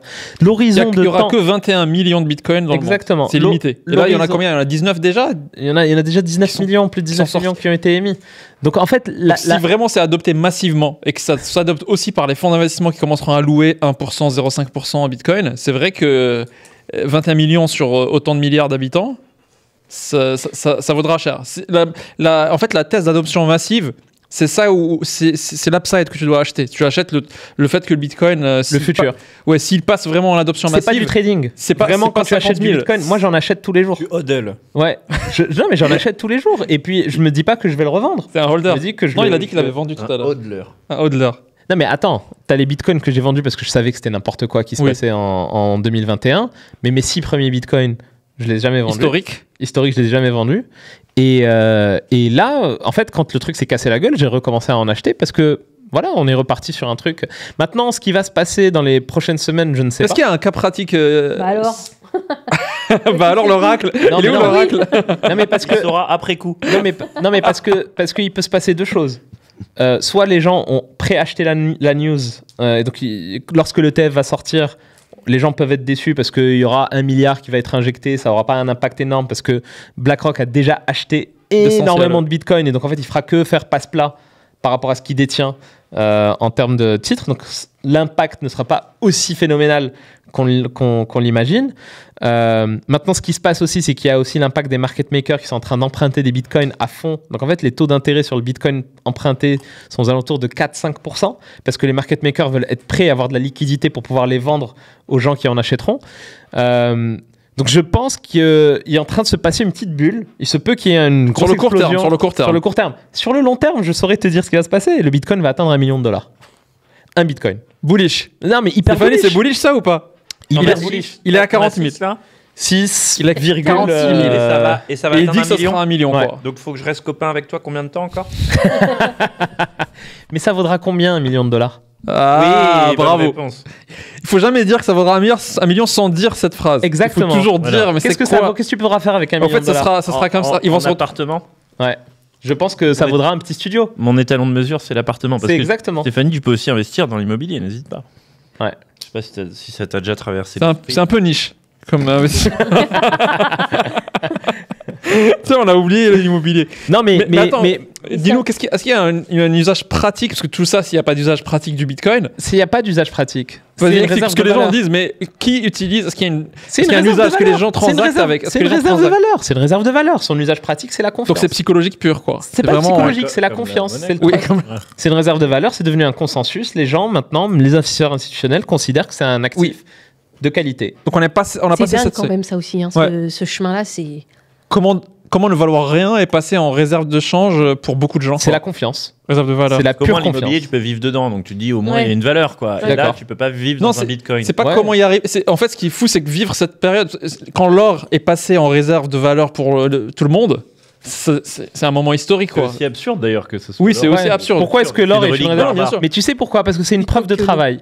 Avoir de l'or, il faut miner. Il faut aller Oui. dans des mines d'or. Et Il faut un ça effort. coûte cher. Il faut un effort. C'est un effort. Oui, oui, oui, bien Donc sûr. Tu Mine injectes d'extraction. de l'énergie. Et le bitcoin, c'est pareil. Mais c'était le seul à un moment, ça peut être n'importe quel effort en fait. Il faut une preuve Exactement. of effort, quoi. Proof of work. Pour voir, ouais. Mais du coup, est-ce qu'il n'y a pas d'usage? Parce que quand tu regardes ce qui s'est passé en Ukraine ou en Russie, je sais que beaucoup de fortunes russes et ukrainiennes ont quitté pour aller à Dubaï ou autre, et ils sont partis avec des clés USB, quoi. Ils sont partis avec des bitcoins. Bah, l'usage, en fait. Est-ce qu'il n'y a pas l'usage aussi de si, l'usage, transfert de. L'usage, je vais te le dire. Aujourd'hui, acheter de l'or, c'est très difficile et très complexe. Oui. Alors que le bitcoin, c'est beaucoup plus facile et tu peux le déplacer beaucoup plus facilement. C'est digital, quoi. Ouais. Donc, c'est plus pratique que l'or, quoi. Absolument. C'est beaucoup plus pratique que l'or. C'est plus facile à échanger, c'est plus facile à vendre, c'est plus facile à acheter. La question, c'est est-ce que suffisamment d'humains vont faire confiance à ce truc-là? Je pense que oui. Mais c'est ça la grosse question. Oui, mais c'est la question maintenant, c'est une question de semaine. Ah, il est confiant. Alors, est-ce que tu investis? En tout cas, ça m'intéresse. Mais si tu veux, T'en as jamais acheté, Stéphanie? T'en as C'est jamais pour ça qu'on doit passer un peu de temps. On va passer un peu jamais de temps acheté. ensemble. Non. Toujours écouter Reda. J'ai ouvert un compte sur Kraken, Mais pas acheté. mais pas acheté parce que tu vois, je suis pas allée jusqu'au fait d'y aller, mais ça m'intéresse parce que je me sentais pas assez C'est le problème de toutes les personnes. cultivée, Ouais. formée sur ce sujet-là. Mais c'est le problème C'est de pour toutes ça les que- personnes, c'est que tu dois investir dans ce que tu comprends. Voilà. Et en fait, effectivement, il y a un vrai sujet de C'est un compréhension. truc de geek à la base, C'est un truc de de geek. Bitcoin. Ouais. Parce que c'est C'est pour ça que j'ai technique. dit à c'est- Reda qu'il faut qu'il me donne quelques Ouais, ouais. cours. Pas beaucoup, mais et je commence à lire, à bouquiner, à regarder des podcasts, etc. Parce que c'est un sujet quand même super intéressant. C'est fou. Parce que Ouais, tu sais, c'est fou. tu sais que le wallet de Satoshi, le fondateur du Bitcoin, il a un wallet où il y avait les premiers Bitcoins émis. Et en fait, ils ont quasiment jamais bougé dans l'histoire du Bitcoin. C'est-à-dire que c'est. Oui, mais alors ça, est-ce que c'est sûr? Parce que Satoshi, on sait pas qui c'est. Son Non, wallet, mais son on sait wallet, pas où le il est. wallet initial de Bitcoin, ça n'a pas bougé. Donc ça n'a pas été vendu à quelqu'un Ouais. qui a donné. Il n'a pas cash-outé quelque part, tu vois. Il n'a pas zéro cash out. Bien Lui, il y croit encore. Il y croit encore. Alors qu'il peut cash Eh, out. non. bonne conclusion. Ou alors là. il est mort. Ou il est mort parce qu'il Ouais. il aurait pu être vieux. Ouais. Mais ce qui est ouf, c'est qu'il y a quelques jours, il y a une transaction vers le wallet de Satoshi. Non. Si, il y a une transaction assez incroyable. On regardera après si on peut sourcer ça pour mettre sur la vidéo. Mais c'est fascinant parce que c'est une partie son wallet fera partie de l'histoire. Si jamais ça devient l'or 2.0, alors là, ce wallet et ce Bien nom sûr. et ce mec. Premier lingot. Ouais. Donc C'est toi, fou. t'as des bitcoins? Moi, j'en ai acheté 2013 les premiers. Oh là. Ouais. Mais pas assez. Pas assez. Ah, ça coûtait 30-40 $. Et Non, ça coûtait 320 $. Alors, J'en avant- ai acheté en 2013 aussi. Ah voilà, alors 2012 parce La que j'en ai première acheté fois. pour Ouais, la première Ouais. fois. moi j'en ai acheté pour 30-40. Ouais, C'est un mec qui m'a offert même. C'est pas les premiers, c'est un maximaliste évangéliste qui disait voilà, plus il y a de users de ce truc là, plus on sera riche. Quoi, un maximaliste? Un mec qui croit à fond que dans le Bitcoin quoi. Pas les D'accord. autres. Bon à l'époque il y avait Pas que les Bitcoin Bitcoin. donc c'était Et facile donc, d'être ça s'appelle maximaliste. comme ça. Mais c'était un évangéliste, c'est-à-dire qu'il disait que plus on l'utilise tous, Bitcoin ou rien. plus la valeur va monter. Mm. Donc, Ce qui est vrai. donc il évangélisait, il y avait des first believers, c'était les first believers. Absolument. Ok, intéressant. Mais ceci n'est pas un conseil financier. Ce n'est Non. pas un conseil financier. Maintenant, c'est une trend et je pense que c'est une trend qui ne fait que se. Mais il faut que écouter se- Reda. Il faut écouter Reda. Que se renforcer. Après, comme je le dis, faut pas se surexposer. Ça reste quand même un actif très volatile. Si vous voulez bien dormir la nuit, si vous êtes exposé à plus de 5% sur la crypto, Immobilier. ouais, allez plutôt dans de l'immobilier. Comme ça, vous avez de l'illiquidité, et Des impayés. des taxes, des squats. impôts, impôts locaux, impôts. Voilà, tous ces trucs-là, c'est quand même pas mal. Mais en cliquant sur des boutons, c'est plus cool. C'est comme Sébastien. C'est vrai. Bon, en tout cas, merci beaucoup. Ouais. Merci à vous pour votre présence et pour Génial. cette super discussion. Très bonne énergie. Alors, pour faire un petit truc, je vais faire un petit test. Vas-y. Pour tous ceux qui sont arrivés jusqu'au bout de ce podcast, Impossible. je vous demande de commenter Malade. redressement judiciaire. En commentaire, Quel bâtard. redressement judiciaire, et on saura que vous êtes arrivés jusqu'au bout. Ah, il t'aime pas, il t'aime pas. Merci à tous. Abonnez-vous et suivez tout le monde sur Twitter. Je mettrai les contacts de tout le monde. Venez me soutenir au tribunal demain, qui est de la râpée avec des panneaux libérez Thierry, s'il vous plaît. Parce que l'épisode sera publié dans quelques Ça jours. sera publié dans quelques jours, ça sera passé. On pourra mettre un petit truc où tu vas témoigner comment ça s'est Voilà, tu me passé. tiens au courant. marchera. Super. Bah, merci à les gars. tous. la Merci. Ciao.